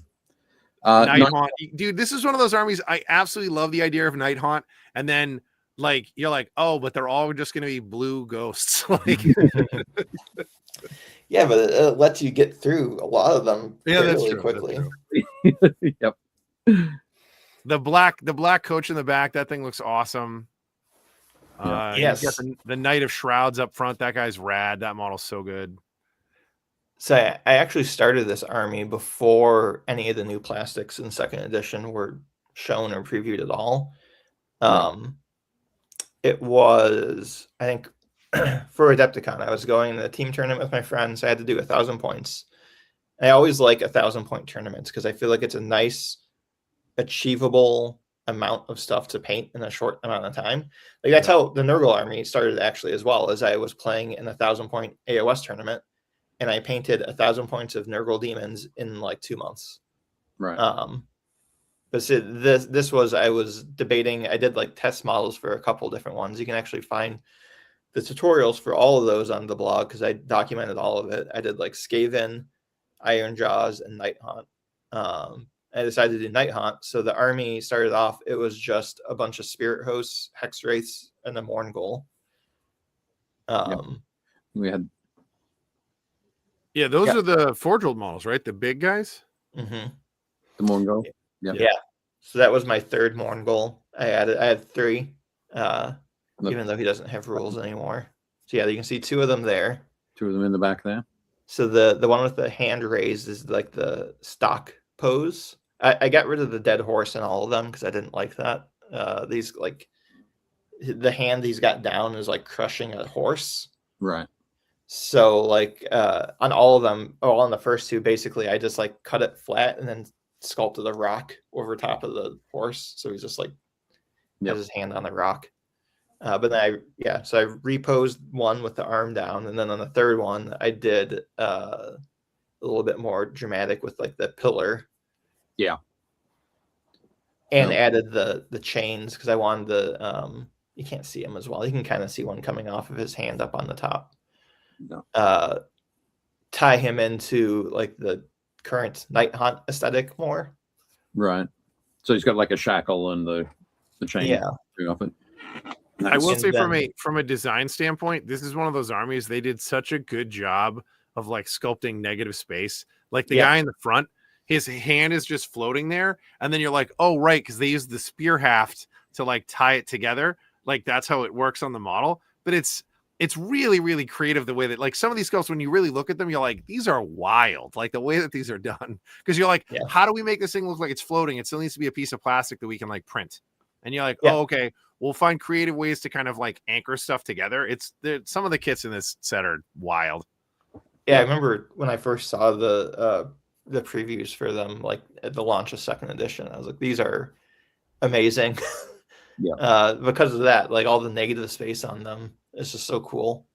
Yeah. That guy in the front's also a conversion. I did I don't remember if there's actually a specific reason or I just had an idea and I wanted to do it. I think I had, so the main body's the Executioner. Yep. And I just had that model. And then like the head is from the Blood Knights. That's what I was going to say. That's a Blood Knight head. Yeah. And then the fur is from a what was the Warcry guys who were like the they were one of the launch. Oh, the beasts. Yep. Untamed. Yep. No. Untamed Beasts. Okay, Untamed Beasts. Yeah. I just took that off of one of them and like I maybe did a tiny bit of sculpting to blend it in, but it actually like it's more carving away to get it to fit properly, Right. which is always a challenging thing with conversions, where you just kind of like carve away a little bit of the plastic, test fit it, carve, test fit it. Yeah. I had to do that with like the Mengil's hand on the bottom, because I say he's holding a horse, so I had to carve between each finger slowly, carve out all the resin. Yeah, it would take him forever. But it's always fun when you do it. Like one of my favorite conversions of all time was I took remember the I shouldn't say old, like the not the current ones, the ones previous, the Chaos Warriors, the plastic kit, where they were all like, they looked really cool and like bulky. They weren't like the hammerhead guys. They all had the fur cloaks. So I was converting a squad of Space Wolves for a kid who was in the hospital, and I was like, I kind of want to have the leader be different. So I took a bunch of Primaris kits and a bunch of Chaos bits, and I like had to keep filing off the back, and I was like, no, it doesn't fit. Okay, a little bit more. Okay, it doesn't fit. And then I was like, okay, that works. And then I was like, how much of the backpack do I have to shave off to make sure the backpack fits? And it came out great. And when it's done, it's one of those conversions. Like, I did such a good job with it that when it's done, you don't even notice it. Like you're like, wow, that's a cool model. And you're like, yeah, man, that's like 3 kits, man. That took like hours. That's when you're doing when they're doing paint judging at events, you have to point out the guys and be like, I know that looks like a stock model, but it's actually, it's not, just so you know. Yeah. I know. You've got the Mortis engine on the right there, or your conversion for the Mortis engine. That the horses are part of one of the endless spells. Yeah, right? The hell horses are awesome. That's such a great piece. Yeah. So What tree from? Also an endless spell. It's from the Sylvaneth ones. Yep. All right. Excellent. So I probably only have like 1,000 points of my Soul Blight painted, but this came from, I really wanted to do like zombie themed, because I really liked the zombie sculpts, the new ones. And then they all had like the random like branches sticking out of them. Oh yeah, the new ones are so good. They have like shovels through them and stuff, and like. But they have like specifically like a bunch of branches and roots, and people are like, why do they have like all these roots coming out of them? So I leaned into it instead, and I had added like roots coming out of like all the other stuff I did, like my necromancers and stuff. So it's like haunted forest, I think, was the idea. So for the Mortis engine, I decided, basically I knew the horses from the endless spell. I always wanted to do something with them because I thought they were really cool. And then the tree has all these skeletons in the roots on it. And I'm like, I'm just going to stick the two together. Yep. And the necromancer is from, I think he is the plastic necromancer, the same executioner model as that Night Hunt character for the upper body. Right. And then the lower body is the Zinch guy. I know the guy you mean. He's all like it's like he's getting hit with wind, like his cloak's out in front of him. Yeah. Want summoners? Yes. Yep. Cool. Yeah, that looks fantastic. And you also sent through a photo of an April Fool's you did with this. Yeah. Nice. I always like to do something for April Fools. Now that's what I call contrast. Pretty good. Oh, absolutely awesome. VHS video tutorial, just 1998. I mean, you could buy it now. You just got to find a VHS that you could probably buy for 1995 as well. Yep. I don't know. Those might be like collector's items now. I promise you can walk into a pawn shop anywhere and buy a VHS for pretty cheap.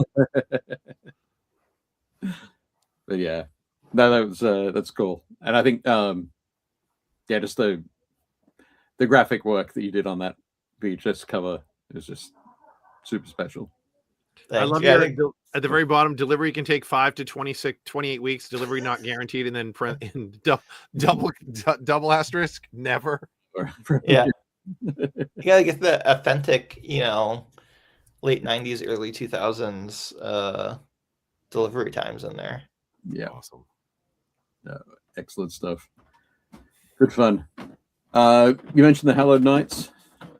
Yep. This is actually a second one, not the original one I did for them. But this was just to show the Mengel miniatures tips style that I did on my Instagram. That is kind of just like I would take a model I painted, and usually I would pick one or two elements from it, some of the main elements, and just break it down in a format that fits onto one picture on Instagram. Right. So that's something I always really like doing, because it's easier on my end because I don't have to document every step of it. Sure. But I still think it's pretty informative for people to see exactly. So like I learned how to paint from reading tutorials because YouTube didn't exist. No.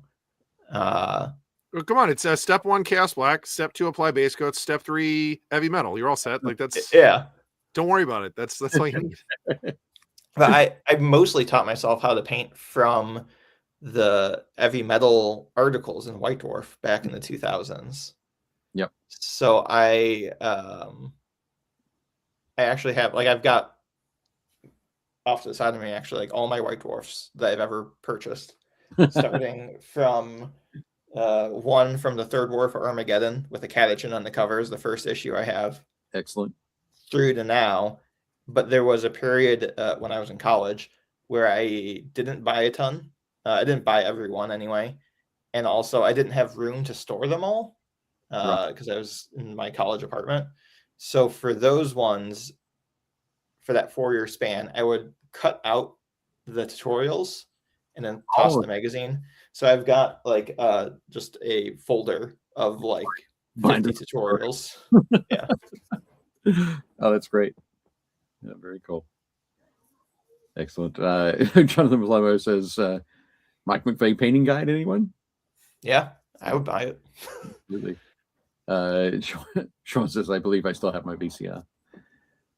Awesome. The next Dude, this model is so good. Continuing the death theme. Really quick, I want to call out the necromancy, the root of all evil, about that tree. That is a wonderful pun. Thank you. All right. Sorry. Excellent. Thanks, Jez. Yeah, Catacross. Catacross is such a cool model. Yeah. I was tempted to buy him and convert him into Sanguinius because I don't like the Forge World Sanguinius, and he's about the same size as Gilliman and the Lion. Yeah. And Ben's like, oh, he's really gone. I was like, Sanguinius wears like really form-fitting armor. I was gonna like try to beef him up a little bit, like do like a couple layers of really thin like liquid green stuff in certain spots to kind of like smooth out some of the cracks. But I was like, man, he's such a cool model. I was gonna take the wings from Indrastra. Yep. But yeah, that would be that'd be a good fit. He's pretty. I love this model. He is so cool.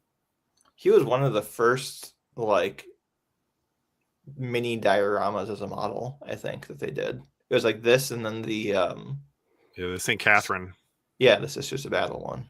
Yeah. I think St. Catherine is first. I think it might have been. They were around the same time. But this is the first like Sigmar one for sure. Yeah. It was very cool. Excellent job with the painting though. Like just having Catacross in that cool white armor, surrounded by all of that, the bone and gold and purple, just really draws your, like, the focus is on him without a doubt. It's also super clever too, because even though you have a ton of detail and a ton of stuff going on, it's like adjacent to a limited palette. Like you're like, if you look at it quick, you're like, oh, there's only 6 colors here, and you're like, there's a ton, but yeah, there's like 6 tones. You've got like the bone / sandstone down the bottom kind of color, and then you've got like all the purples, and then you've got like the bright sort of turquoisey bone ghost color of his armor, and it's also on some of the spell elements and like the end of the robes, and then there's like the dark green marble kind of color, and then you've got gold. So like you're like, oh, there's only 6 colors. I'm like, no, there's like 70 colors here, but it looks like 6. Yep. Which is good because it doesn't get super busy because of that. I'm a fan of limited palettes. Also, this was me trying to make all my death armies cohesive. So they're all based the same. But then also I'm like pulling in elements. So purple and gold were the what I did on like the Soul Blight. And then all the metallics are painted the same way I did on the Night Haunt. And then for their robes is me pulling in the Night Haunt color. So like I literally blended the black cloth down into the same colors I used for the Night Haunt, so that there was some something that carried across on there. A great consistency there. He's such a cool model. Yeah, fantastic stuff. Nice. Thanks. Oh, come on. Who doesn't love murder elves? They're the best. Yeah. So this was another 1,000 point thing. So a great little 1,000 point goal of finishing an army. So it was actually, we were doing, me and some friends were doing a Tale of Four Warlords that year and meeting at Adepticon. I forget what year, 2019 probably. This was pre-COVID. So this is probably 2019. Meeting at Adepticon. And it was me, Mitzi, and Jimbo from the UK. I don't know if you know them. No. They had a podcast for a while. Jimbo works for the design studio now, writing rules. Cool. And then Eric, I think Eric was taking part in it from Mortal Realms. Okay. Podcast. So we did a Tale of Four Warlords. You can find it on the blog. Documented all of it for everyone. But this was I chose Daughters of Cain, and because I really liked the Melusai. Melusai. Yeah, the Melusai models are awesome. And I wanted to do one of everything. So I've got one unit of the bow and arrow ones, one unit of the glaives. You get the Seekers with the bows. Those are sick. Those are like Medusa from the movie. They are awesome. Yeah. I've got the regular witch elves. I've got the Sisters of Slaughter, and I got the Avatar. And I just tried to do one of everything. So I was never repeating the same unit twice while doing this. They're beautiful. I still think they're one of the best armies in the game in terms of how they look. The big thing for me is it's the whole reason why I love Space Marines. If your basic troops are just awesome looking, I'm in. Like, I don't care what else is in your army as long as the basic dudes look great. And I think the witch elves, the witch elves box is one of the nicest looking just kits out there. Like, there's so many cool sculpts. They're so dynamic too. Like, they're at weird angles and they're jumping. Like, it's such an action filled box that you're like, oh, the rest of the army. Like, when I built I had a witch elf army I built a while ago, and it's mostly just witch elves, because you're like, well, they're just awesome in the game. So I run like the priestess, and she buffs them, and I have the Cauldron of Blood, which buffs them, and then I think I have a unit of Heartseekers, but it's basically just tons of witch elves. But it's a really, really nice looking army, and you did a great job painting them. Like, the priestess in the front looks incredible. Like, her spear and all the light work you have on the blade is just awesome. So that model was added after the Tale of Four Warlords. Actually, I had the generic hag priest. Is that what they're called? Hag priestess, yeah. In the army at the time, but so we had like a whole narrative for the Tale of Four Warlords. It was called the Eighth Wonder of Gur, and the final game we played there was for the Eighth Wonder. And my priestess got it in the end, so I redid her. So it's like an amber spear, like Gur, because amber is the element for Gur. So I gave her. She's holding the Eighth Wonder, nice, Gur, whatever it was. Dude, it's awesome. You did a great job. It's such a nice looking army. Yeah. I keep wanting to come back and add more to it. I've recently pointed it out because I've got a bunch of unpainted, unassembled Daughters of Cain stuff. I could probably bump this up to 2,000. Yeah, but it's a lot of models still to add more to it. Yeah, they're definitely an army. Like, they're definitely an army like orcs, where like it's lots of bodies. Like that's how that army wants to work. Unless you add Marathi, and then you got like she's the best. points. That model is incredible. Yeah. But, fantastic. Great looking stuff. We got some of the Soul Blights. Yep. So this was the Soul Blight army actually too. I did it in conjunction with Warhammer Community. They asked me to help promote their armies on parade that year. Right. So it was me documenting my Soul Blight army for Armies on Parade, but I wasn't actually allowed to enter it because I was, right. Doing it for them. But documenting the process.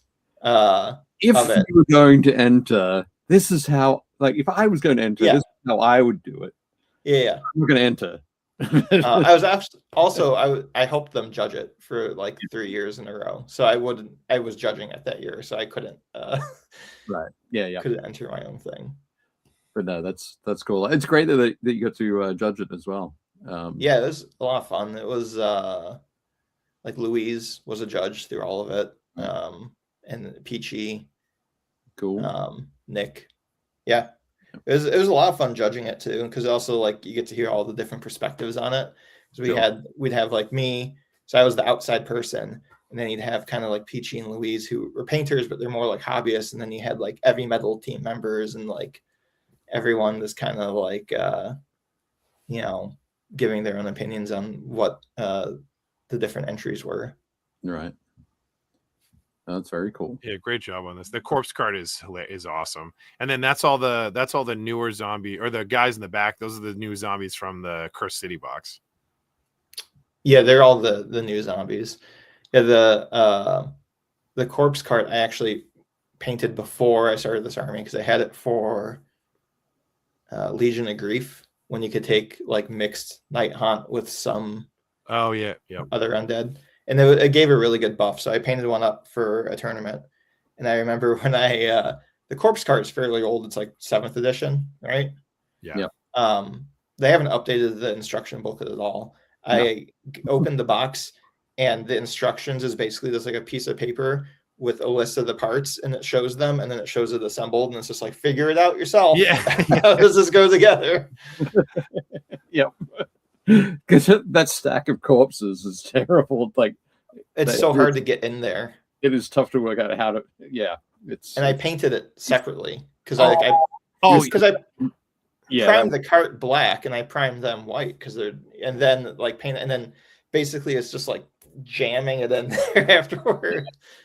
Crazy Tetris to fit it in.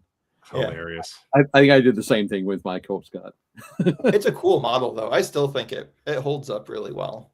Yeah, it does. It's the best of the in between zombies. Mm-hmm. Yeah. But nice stuff. Yeah, that's awesome. Cool. And this is the most recent logo. Yep. Which are very similar to the logo you've got on the screen behind you. Yeah. Basically that. But I think this is when we flip now into the Army Painter stage. We're at 8. It's 8:40 p.m. So I'll keep that in the back of our heads as we talk through your Army Painter phase. Speed around this part a little bit. Your Army Painter career, your job with Army Painter. Yeah. Nice looking army. The Dorns are awesome. I love that tank. Yeah. So this was for the Arena of Escalation. Right. And this was for the first year we ran it. So the idea was that we had, I'm trying to remember how many people we had in the first year, like 8 maybe, 8 or 10. And we had from like March to November to build and paint 2,000 points or thereabout of 40K and document the whole thing. So this was the fastest 2,000 points of any army I've ever painted in my life. Right. And it was a lot of it, most of it, the infantry is just speed paint and dry brush. Like I did step 1, like I did a bunch of speed paint, then did strong tone over all of it, dry brush, pick out the armor, do another quick dry brush with skeleton bone. So it's like an all over dry brush that works on all the colors. Yeah. So I did no individual highlights on them. And then because this kind of it makes them look dusty. And then same with the tanks. The tanks were, I didn't really do much with an airbrush at all before I started at the Army Painter. Like I had one, but I used it for like base coats now and then. But so yeah, I decided to do up a bunch of tanks. And that's actually what maybe I was going to do Space Marines at first. And then I was messing around with the airbrush, testing out the Warpaint's Air, because like I said, I didn't really use airbrush that much. So I'm like, and one of the main things that was a hindrance to me was like thinning the paint. So you don't have to thin it with the Warpaint's Air. So I'm like, I'll test it out. I had a Chimera that I had built for like 3 years and primed. So I just grabbed the green triad, and just did like a blend. And it took me like 30 minutes to finish the tank. And I was just like, oh, I guess I'm going to do a guard army then. I guess I'm painting more tanks if it's. I mean, again, it looks great. Like this is what you want your army to look like on the table. Like this is it's super sharp, really balanced. It's all really uniform and kind of tied together really nicely. With a couple of the pops, like the Ogrins kind of stand out. The standard bearer, the guy on the horse, your commissar, and then like the tech priest. Like that's what you want. You want a couple things to kind of stand out. Oh, you got a little Mengel-esque going on. Yeah, she was my lieutenant. Use her as my lieutenant model. Yeah, basically those models you just described were the ones that I spent a little bit more time on. Yep.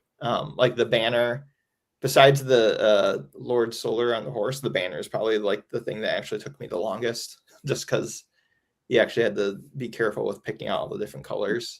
Yeah. And then the Ogrins, because they have such like large flat skin areas, that speed paint dry brush doesn't really work. You had to do a little bit more if you want it to be smooth. But yeah, this was another army where I wanted to. There's obviously a lot of repeat stuff. Like I've got a couple of the same tank in there and lots of infantry, but I wanted to hit some things that are like classic guard to me, like Commissar, even though they don't do much in the game anymore.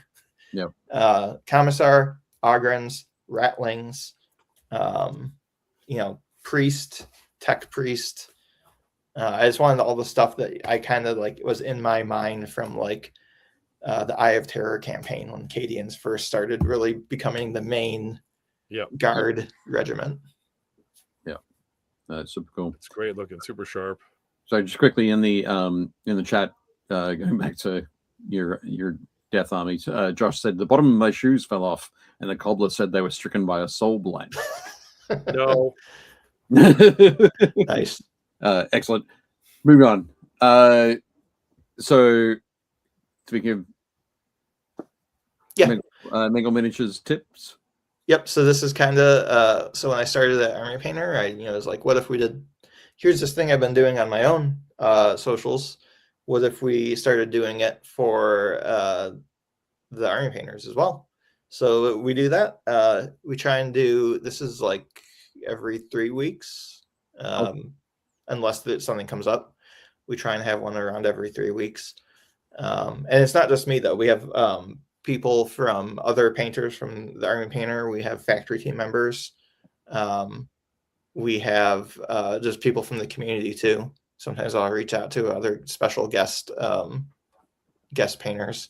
Cool. Basically, if we reach out to you, and as long as you can take a photograph of your model that fits the style and can break down something, into steps like this, and put it up there. But I think it's useful. You just pick like, I think on the Tempestus, I was able to fit like the whole color scheme on there because he's mostly this black. But otherwise, you pick like 1 or 2 colors and you just highlight them on there to show how you did it. Yeah, they look awesome. I think it's a cool idea. It's something that's simple. It gives you a you can take it as a broad strokes approach, or you can really follow it to the letter. But no, I like it. Very cool. The biggest danger to me, for me, the Tempestus was different because he was something I did for an army. So I'll pull stuff from like, if I did something for my army, I'm like, this would make a good painting desk tip. But there's other times like the Jukari where it was painted specifically for this. Right. And the biggest danger for myself is then I'll paint one and be like, this would be a cool army. I might. Maybe I want to paint more of these. Let me just put together a couple more dudes and see how it. Oh, Yeah. Oh Yeah. no, what have I done? Pretty much. oops, all Cabalites. But yeah, nice. I can see how that could be a danger. But yeah, you also mentioned in your email that this is the time we decided to branch out into looking at other games, non-GW games. Yeah, it wasn't like super intentional, but just I mean, so I think part of it is when I was working with Games Workshop and they're sending me like review stuff, all my time was kind of being monopolized by Warhammer because it's getting sent to you and you have their rate of releases is So a lot. it's a fire hose of releases. Yeah. So once I was out of that, and then I kind of was able to like look around at other things, and yeah, one of the Halo Flashpoint by Mantic, I always really loved Phenomenal the Halo games. game. Yeah, it's so much fun too. I might be playing in the U.S. Nationals this year. I played last year at Adepticon, but the models paint up so nice. Like Dave, you saw the ones that I painted last year. Like I did the whole box for our starter table. I did them painted up like red versus blue. They took like, I don't know, 4 hours to do all of them. I did speed paint for everything, and then I used the speed paint black for all of their rubber undersuits, and then I used, I think, Turbo Dork metallic for all the visors. But like, yeah, they come out so good because like they just want to suck up that speed paint. Yeah, they're great models for you can. So like the red squad there, we're all painted fairly fast. That's just like I think like a gray to light gray zenithal underneath. Yep. And then speed paint for the armor. Some of them, like I did various colors, but the speed paint for the armor, then chipping with a sponge, and then a quick, really light dry brush of plate mail metal instead of highlights, just using the metal to pick out all the edges. Because if you look at the armor, like in the actual video games, it's all just like chipped along the edges. Yeah. And then it's like speed paint for the undersuit, quick highlight there, and then they're done. But then you can also spend like a ton of time on them. So like the Master Chief was done in a similar kind of way with like the speed paint and everything, but I did layered highlights on top of it. Yeah. So you can really go both ways with them, and it's a ton of fun to play. I tell people all the time, I still think the best way to prime your models now is do a Zenithal Prime, speed paint, and then do multiple dry brushes. It'll look like $1 million. I Zenithal Prime and speed paint a lot of my stuff. Like for the regardless of whether I'm doing dry brushing or layering, like it's just such a great base to start from. Yeah. Yep. So a Brute, another model for Halo. Yeah. And then Legion. Star Wars Legion. Yeah. So I had a clone army. I actually had like a full clone army I painted up back in like 2021 and never played a game with. But the new plastic stormtroopers, I was like, I had to get some. So I'm painting Legion again. Right. I'm doing Empire. So the Empire ones I'm doing, you can kind of see it on their bases. I printed out, I looked up like Imperial propaganda posters. Right. And then scaled them down, nice. printed them, and then just like glued them on the base. So it's like they're going through like a city with like the flyers and stuff. Littered. They're in space. They're in space, Minnesota. Yeah, exactly. Pretty much. Nice. But then this also got me because I had the full clone army, but it's from like their old Clone Wars starter set. So I had the whole droid half. Yep. Which I'd also bought a bunch more for and never painted, but it was all assembled. So I've started painting through that now too, because they're even faster. That's talk about speed paint and dry brush. Those brown robot skeletons. Yeah. Excellent. There we go. Yeah, Trench Crusade. Right. Nice. So this is what I'm spending a lot of my personal hobby time on now. Cool. They're such cool models and such cool background and stuff. Yeah. Yeah, Heretic Legion. I also recently got a 3D printer, so that helps. Sure. Um, Absolutely.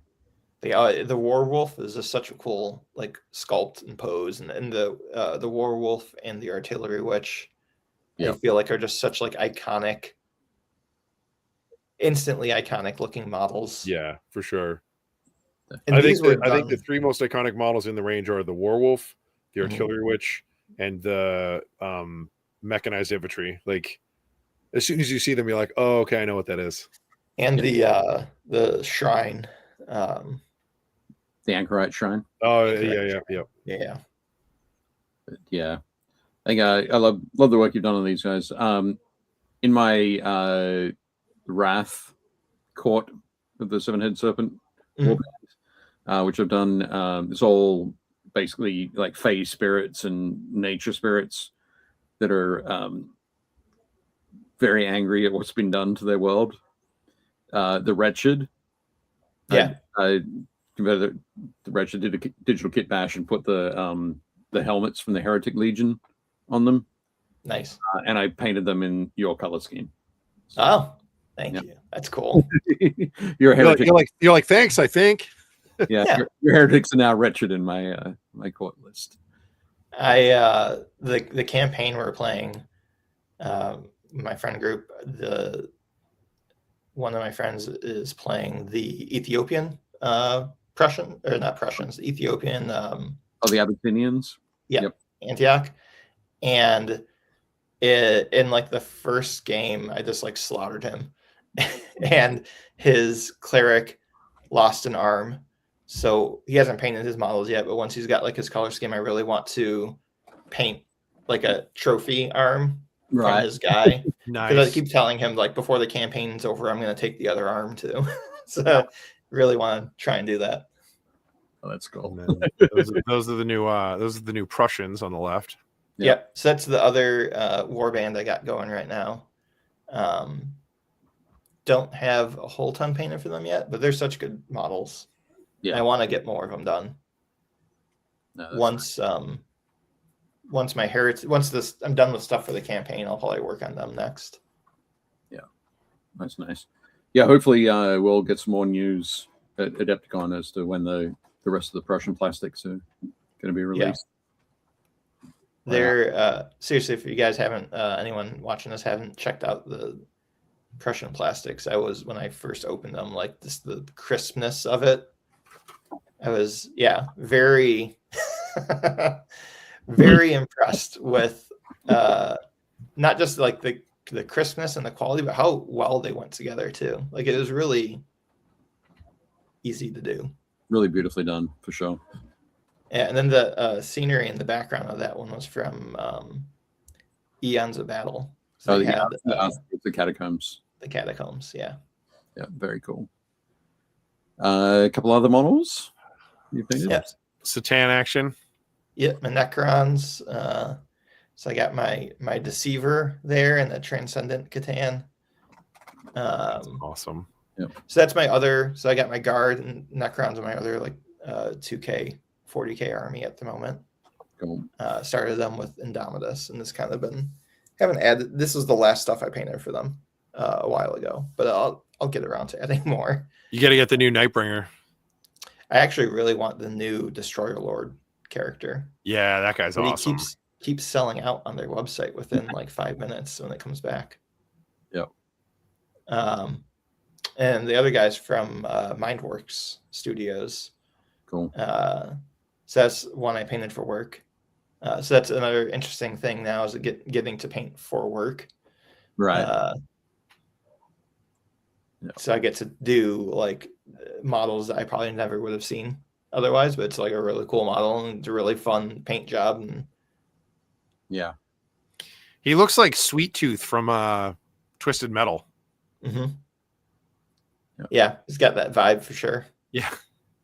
Definitely. He looks awesome. Yeah, like all you need to do now is convert up get the Deadpool taco truck and convert it up as a ice cream fan.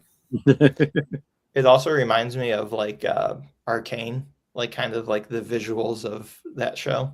Oh yeah. Okay, I can see that. Yep. Excellent. Next up, Fantastic. And this is from the using the John Blanche paint sets. Yep. 3 on the left and 4 on the right. Is that right? Yeah. So there'll be tutorials coming out for these. They've already been posted. The images and the models on our socials. You can see them. But me and Joachim, our other painter, we were tasked with painting like warm and cold of the same model. So these are mine. I got warm for the Saturnine Praetor and cold for the AOS Captain guy. Dude, they both look great. Like the guy on the right, like you could do a whole army like that, and it reads like the Valhallans. Like it's all the Valhallan paint scheme. Like they're great. And then Saturnine, dude, that kit is bonkers. Like Ben has his half built at the store right now, and I haven't even touched mine. Like mine are on the sprue. But then I can't get over how big that model is, how many pieces it's huge. It's insane. Yeah, it's a very huge. So these were recorded as video tutorials, so you'll see them on YouTube. But it's just trying to fit that Saturnine Terminator in frame while I'm painting it on camera as a challenge in itself. He's the biggest Space Marine that isn't a warsuit. He is bigger. He's basically the same size as Abaddon. He's bigger than Abaddon. He's the size as like a box dread. Yeah, basically. It's ridiculous how big that thing is. Awesome. Yeah, this was like I said, mostly it's not entirely the cold and warm paint set. We were allowed to pull in a couple other colors. Mostly I tried to stick with pulling in colors from volume 1 and 2, but it's like 80% just those box sets for each one. And that's another, like I said, limited palettes are fun. And then doing stuff like this kind of like pushes you to discover new things too. Because I have, you fall into like recipes. So like I have a way I paint leather for stuff. Like I know I use these colors for leather, but then doing like the brown leather on the AOS guy, they're not part of that palette. So I had to figure out how do I do the brown leather I want with the colors from the set. And you end up with like interesting thing. Like the way I painted his skin, I never would have thought to do it that way if I wasn't kind of like pushed into that avenue. So it's always fun to kind of do that stuff. Cool. Excellent. Just quickly, Dave Hummel has to leave us. He's getting up early for work tomorrow. He says, thank you, Tyler, Dave, and Jake. Take it easy, man. See you. No, excellent stuff. I think we're almost there. Who doesn't love a good Ushabti? Yeah, so these are Tomb Kings again. So the Ushabti is now that I'm basing them back to Old World, this is just one of the new models for that army, kind of adding them in slowly. And then Nakaf on the other side is what I entered into Golden Demon last year, and I got bronze in Old World with him. Yeah, very nice. That's awesome. And I didn't even really think about it, but I just remember reading comments after people saying that they were happy to see something win Golden Demon that not only used real metallics instead of non-metallic metals, but also was on a gaming base, which I never, because everyone just puts it right on the plinths. Right, yeah. Which I thought about doing, but also I wanted to be able to use him in my army, especially if he ended up not winning anything. Then I just want to put him into my army. I also like I've said for years, the whole reason why non-metallic metallic exists is because painters didn't have metallic paints. So whenever people paint stuff that's metal with non-metallic metallic, I'm like, stop doing that. It's a 3-dimensional model. So as soon as you turn it, it's like, oh, why is that model tan? And you're like, it's not. It's supposed to be gold. Yeah. But these are they look great. They look awesome. That's one of the old metal Ushabti too, right? Yeah. Yep. Excellent. Those are the best. Fantastic stuff. And I think that's it. Yep. There we go. That's the end of the slideshow. All right. We have a minute to get through the community models, Dave. We can do it. You ready? Ready to speed run them? We're just going to go right through them. Let's go. What do we got? Okay. Hang on a second. Let me just, I need to stop screen sharing. There we go. And then start again. One window. Okay, everybody. Let's get going. So first up, Adam Weller. This is like an interesting take on Sanguinius killing Cabana. Yeah. It's awesome. but it's like biblically accurate sanguineous. Yeah. This is With the 6 wings. Yeah, Yep. that's awesome. So good. I love it. And Adam did such a good job with all of his pops of color, and like the way he like saturates and desaturates everything is just amazing. Yeah. Josh has suggested we're going to go through the pics like a Marvel flip. If we do them all quick, it makes a whole movie. Not quite. We'll give everybody their time in the sun. But beautiful work there, Adam. Loving it. Awesome. Adam also has painted up this guy. Dude, this thing is insane. It is. It is. Is that World of Warcraft or just? I think if it isn't World of Warcraft, it's definitely inspired by World of Warcraft. Yeah. I like both those models have very like cool tealish color schemes. Yeah. Yeah. This looks like a photo of something he drew. Right. Yeah. Yep. It's because he has so much like black and like dark highlighting around every muscle and around the spears and all the wood tones. It literally looks like he drew it. Yep. A lot of high contrast painting. Yeah, so good. Yeah, Adam's been spending a lot of time working on making sure that all of his textures are different and they appear different. They've been treated differently. But there are loads of extra photos of this on the Facebook group.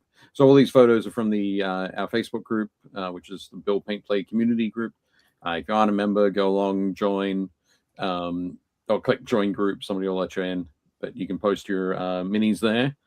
And Adam has loads of extra photos. Yeah, this one is incredible. He has so many different like angles of it. It's awesome. Yeah. I think the tough part is finding the golden angle on this model because those tusks come up, and obscure the face at certain angles. This is one of the best ones that I can find that wasn't flat on. But yeah, nice work, Adam. Brendan Bell has been continuing work on his Shadow Keepers. Nice. This is for the team tournament at Adepticon. Nice. 35 days, Brendan. 35 days. There we go on the left. Some extra work there. And then on the right is a box full of primed terrain. This weekend, Brendan, myself, John Schaefer, and possibly a couple of other folks are going to be doing Spray Team East.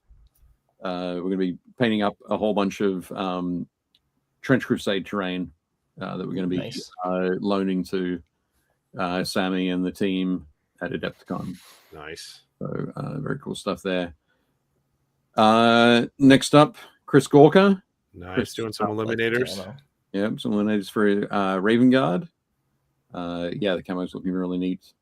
I do love that the guy, like everybody's got their sniper scopes. Here's a slung. He's got the suppressed pistol out. I love that pose. When you gotta do some up close work. Yep, absolutely. But yeah, looking great there, Chris. Those are great models. Yeah, these are. I saw these ones on the site. These ones are great. Oh, the great Terminator characters there. So Imperial Fists, Terminator Chaplain on the left, and basically taking. But he's taking. Is this what the Space Wolf? Is there a Space Wolf Terminator? No, that's a conversion. No, that's the regular one. But he did a head swap and a shoulder pad swap on all the runes. The runes the runes are different. The armor plating is different, or it's been the runes have been added and other areas filled in. But yeah, it looks fantastic there, Chris. Yeah, great conversion. I love that both of them have yellow shoulder pads. Yeah, right, which is very cool. And Chris has also done some stone guard. For, I like that very helmet. Nice. Yeah, the helmet's great, isn't it? It's got a very sort of Viking-esque. Yeah, something. Cool. Someone running with a heavy bolter always looks cool. Yeah, this thing's big. It's heavy. But I'm able to run with it. Panic. But yeah, looks great. Again, many more photos on the Facebook group. Yeah, and there's way more of these dudes. Yeah, there's a whole squad of 10, I think. But yeah, nice one, Chris. They look awesome. Cliff Edders. Do a little new Antioch action. Yeah, I think we showed his heavy mechanized infantry last week. Yeah. So with the enamel armor, they look awesome. Yeah, it's really cool looking. So these guys with the they read very Robin Hoodie to me. I think it's like all the greens with the leather. Like I can see that. Yeah, for sure. No, looking good. Nice work, Cliff. Looking forward to seeing these at Adepticon. Zulin, soon painting up these cool little chibi. They're like chibi Gears of War dudes. Yeah, that's so much detail on them, like painted onto them. Yeah. Those are crazy. Yeah, Zulin does some spectacular work. Very detailed painter. They look like they're almost the size of like Lego guys. I was gonna say they kind of got the Lego guy. Right. I think they are Lego guys because they have the clamp hands. The clamp hands, yeah. Oh, cool. Those are cool though. Yep. Great modifications or prints in that style, I guess. Yeah. Right. Yeah. Nice work, Zulin. Great. Excellent. Jeff Smith. Oh, nice. So this is Arjak Rockfist. Little Thor action. Yeah. The lightning isn't on there normally, is it? No, he's added. Jeff loves that. You take a couple of you get a pair of pliers or 2 pairs of pliers and like a paper clip and with some copper wire. I think so good. Wire. See a little glint of it poking through there. Yeah, I know with this angle, this is the perfect angle. This is the golden angle for Arjak because it looks like he has released the thing, and you don't really see where that strap attaches to the model. Yeah. But yeah, nicely done, Jeff. Looks great. Yeah, he's got all his colors blocked out. I know he said when he gets back, he's gonna finish the shield and a shoulder pad and all of his the little loincloth thing with all of his tools. I love that he has all his blacksmith tools on him, which is great. Yeah. He's like, guys, I have to go to battle, but obviously I'm bringing my stuff with me. Just in case something falls off. Yeah. Yep. Nice one. Excellent work, Jeff. Josh, speaking of Nightbringer. Nice. Yeah. There's spectacular work here on this Nightbringer. He literally looks like he's coming out of the shadows, like he's like Necro Batman. Yeah. Absolutely. Yeah. Josh always has to wear a black shirt when he's putting this guy on the table. Yeah. The backdrop behind it. But no, it looks fantastic. That's rad. And you can see the that orange in the scarabs. Yeah. Scarab forms sort of around him there. Matches with Josh's the Sereptic. That's a nice looking. That's an interesting tomb world. I like the orange with the brass and like the green. That's cool. Yeah, definitely looking great. There we go. Yes, Josh says he does wear black t-shirts because nerd. Awesome. But yeah, they look great, Josh. I dig it. It's coming along. Excellent. Luis has been painting up some more of his Raven Guard. For these guys, they're so crisp. Yeah, no doubt. They're looking fantastic. And he also has been having fun with this Lightning Claw. Yeah, he popped in today. He popped in today and picked up a bunch of new colors, and he picked up one of Dave's favorites, Ice Yellow. Yep. Yeah, for sure. Where is it? Oh, it's upstairs. Because I'm working on. I don't have enough space here to work on that special project. It's all up on the dining room table. My wife was asking me when it would be done, so I get it. Let her know it was going to be a few more weeks. But beautiful work there, Louis. Those are awesome. Great. And the little lightning. Yeah, and see the lightning coming down the claws is really cool. But yeah, crispy. This is Corey Lynn. Corey. Hey, Corey. Excellent. Mark Maxey doing some work on his Chibi Fulgrim or his Chibi Mortarion. Yeah. Okay, I was gonna say it looks like Mortarion, but something seems off. Yeah, no, it's a Chibi version. If you hit nice. Or check the group out, and you'll see Mark go back to roughly last week. You'll see Mark's sculpting work that he's done to create this guy. It's insane. But the That work looks on the really eye, cool. the eye on the Yeah. there with the Yeah. gold iris, this wonderful blue iris. Just looking awesome. Beautiful work there, Mark. So good. Spectacular. Next up, Mike Hughes. Mike just showing off. Yeah. So this is one of the characters from Darkwater. Is it Darkwater? Yeah. Yeah. Cool. The new Warhammer Quest box.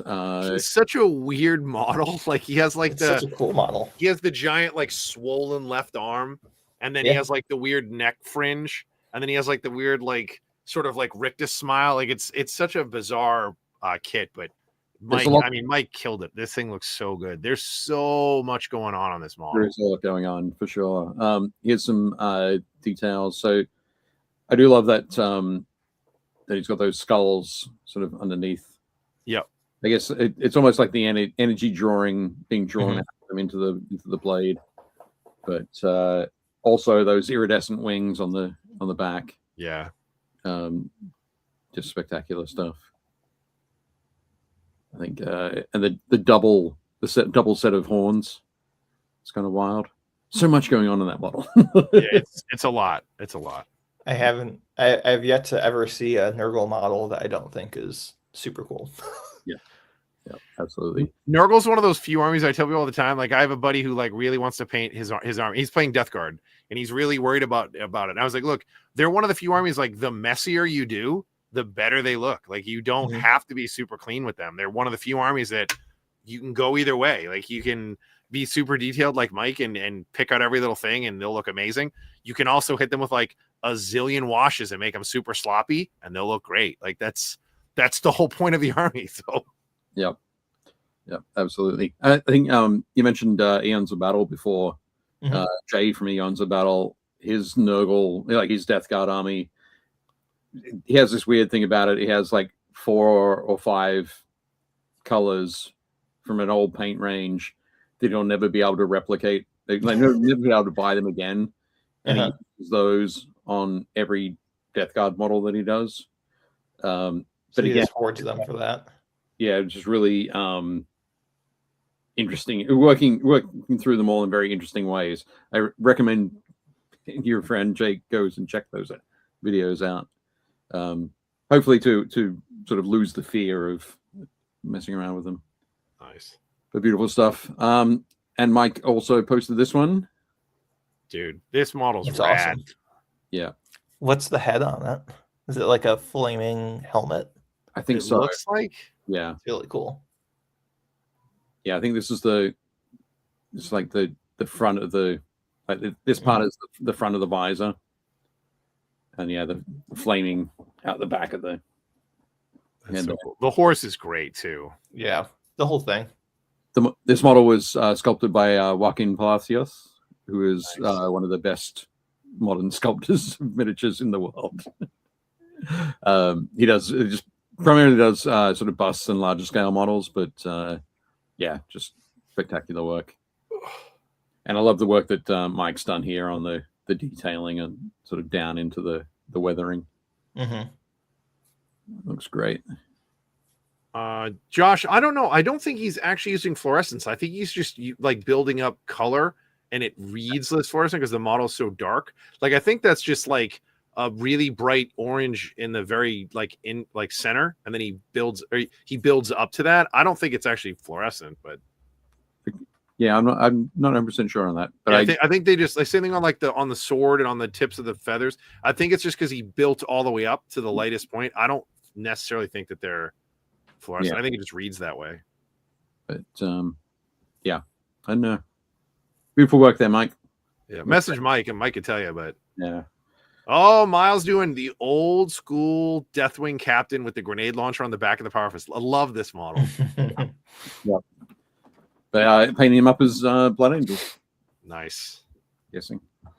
But yeah, he looks he does look great. And I love that also Miles has done some like volumetric highlighting on it. Yep. Yeah, in the Power Fist. With edge highlighting the because this is a cylinder shape, you want to have that line along it. Yeah. It looks right there, and you can see it up on the tops of the shoulder pads, which are spherical shapes. You got more of that kind of look, but yeah, nice one, Miles. Looks great. Nice blast from the past. Yeah, that thing's awesome. Let's go play some Space Hulk. Yeah. I saw this earlier. It is great. It does look really cool. Nathan always does great work with his terrain. The tech priest is like, look, I'm sure it's fine. Just touch whatever you guys want. What's the worst that could happen? Yeah. I love the atmosphere of the whole setup. Yeah. He's running an event at Adepticon using one-page rules.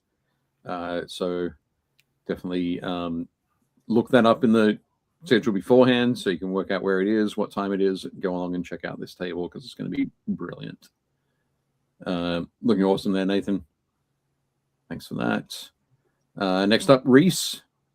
That's cool. More work on his. This is great. Yeah. So this is on his Thousand Suns army. And I'm not sure if you read the caption for this one, Jake. I think, but he's using this as his Helldrake. Oh, okay. I did not know that. That's pretty great. Yeah. So I'm I love that kind of thing when anybody does that. Just something completely out of left field, but it works so well for it. He did such a great job, like all the light play on like the stones and on like the floor. And I love that this guy's like, ta-da! He's like floating out of the top here. Look at me. Yeah, it feels like it is a very operatic entrance. Oh, it's awesome. Yeah. It looks it's literally just a Sigmarite model with a Thousand Suns head. Like, I love it. Yeah. It works though. It does. Yeah, nice work there, Reese. Good one. Very cool. Sean mentioned that he was painting these up last week. The Dark Mechanicus, like robot walker things. Yeah, are they Serperos, something like that? I think they're Sephiroth, yeah. Sephiroth. Is the one with the skull, like, is that how that model comes, or is that a conversion? I don't know. I don't remember. I think Sean is in the chat, so Sean will be able to let us know. But yeah, they do look very cool. I would also do love the green glow along the weapon. Yeah. But yeah, I think one of the cool things, other things I like is the way that this limb kind of looks. You get that feel that they're kind of skittering across, but not very coordinated. It's kind of like a newborn baby horse. It's like a fly that you whacked. Right. I don't know. I just get the feeling that they'd move super awkwardly. But no, they're looking great, Sean. Very nice. Hope you're still enjoying your Legions Imperialis. Yeah. Next up, Stephen Green. We saw the banner bearer. Oh, yeah, that's cool. A couple of weeks ago with the what do you call it? Freehand tiger on the banner. So Stephen posted a whole bunch of his army that he's got done at the moment. We're not showing all of it. There are more photos in the group. They're so good. I love the greens on these are so good. Yeah, they look awesome. Stephen said he was worried that he's made a rod for his own back because he needs to do something similar freehand wise on all of the other banners, but all of the other banners are double sided. So it's even more difficult. I'm sure you can find some water transfer somewhere. You just write, please see other side on one side of it. Right, yeah. This side intentionally left a blank. Nice. But they look great, Stephen. And there's some of his Jade Lancers. Yeah, I'm going to be playing some Old World. First time playing Old World tomorrow night. I'm going to be using my old Cathay that I did like 20 years ago for that.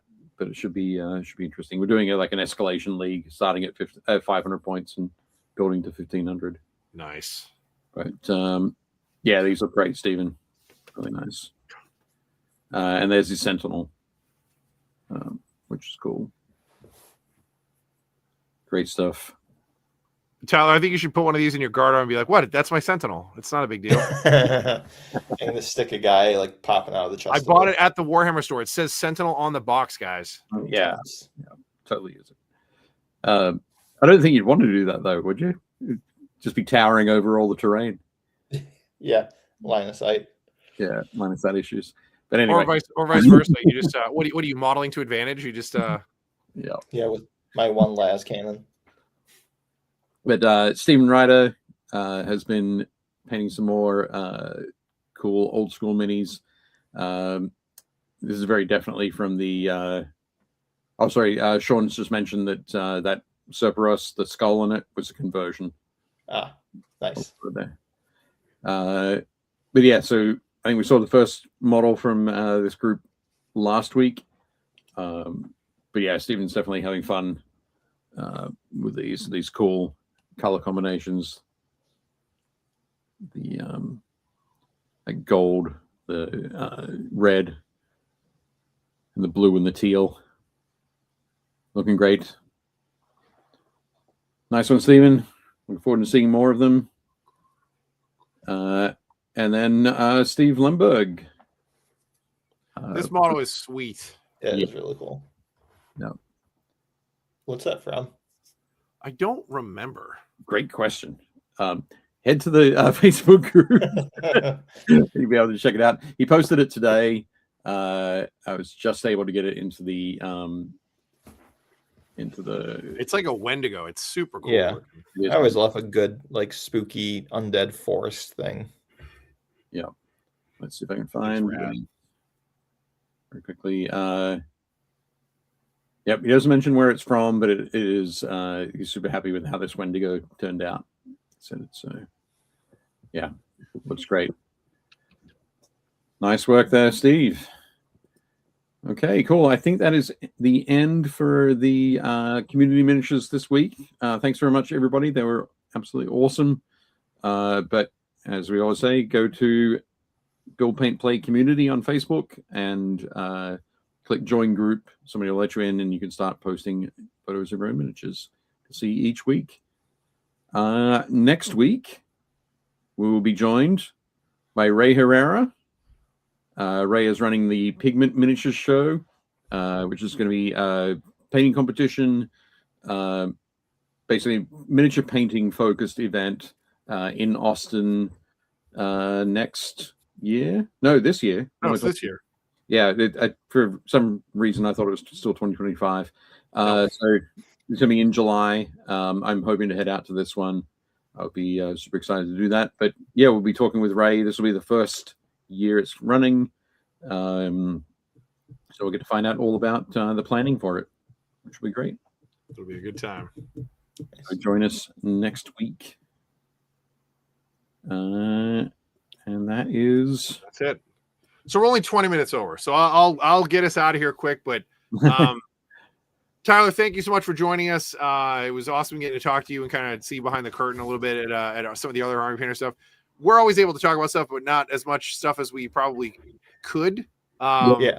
So it's always cool getting another perspective and seeing all the stuff that you're doing with all like the stuff from your paint desk and the paint tips and seeing all the social media stuff that you manage. It was also kind of cool seeing.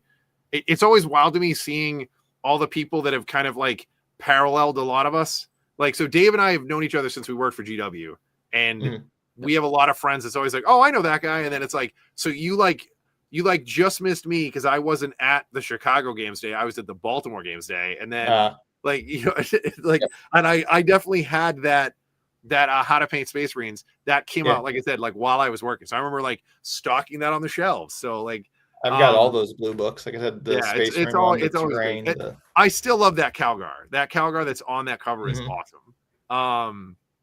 But anything else you want to tell the folks or anything you're looking forward to? If you're coming to Adepticon, I'll be there at the Army Painter booth, definitely Thursday and some Friday, and probably in and out throughout the whole weekend. Probably at the Paint Jam on Saturday too, after the Trench Crusade event is done for that day. Yeah, be sure to check out, like I said, the blog. I haven't posted in a while, but I'm very active on the Instagram. I'm also on Blue Sky and Threads. In Facebook, all just Mengel Minis if you want to look for me there. And of course, follow the Army Painter on all those same platforms. Yep. And when you see something on there, know that it has been lovingly crafted by Tyler. Yep. Anything posted on social media that's me in some way or form. I'm also the one answering everyone's comments, so please be nice. Excellent. He's like, I'm also the moderator who will throw you out. Yeah. Well, again, thank you everybody for being here. If you guys haven't already, make sure you guys like and subscribe, hit the bell for notifications, all that good stuff. Post us wherever you think is going to be helpful. Be sure to post your models in Build Paint Play community on Facebook. Like Dave said, someone can let you into the community if you're not already in there. Thanks everybody for being here. As always, do not forget to build, paint, play. Shut up and sit down.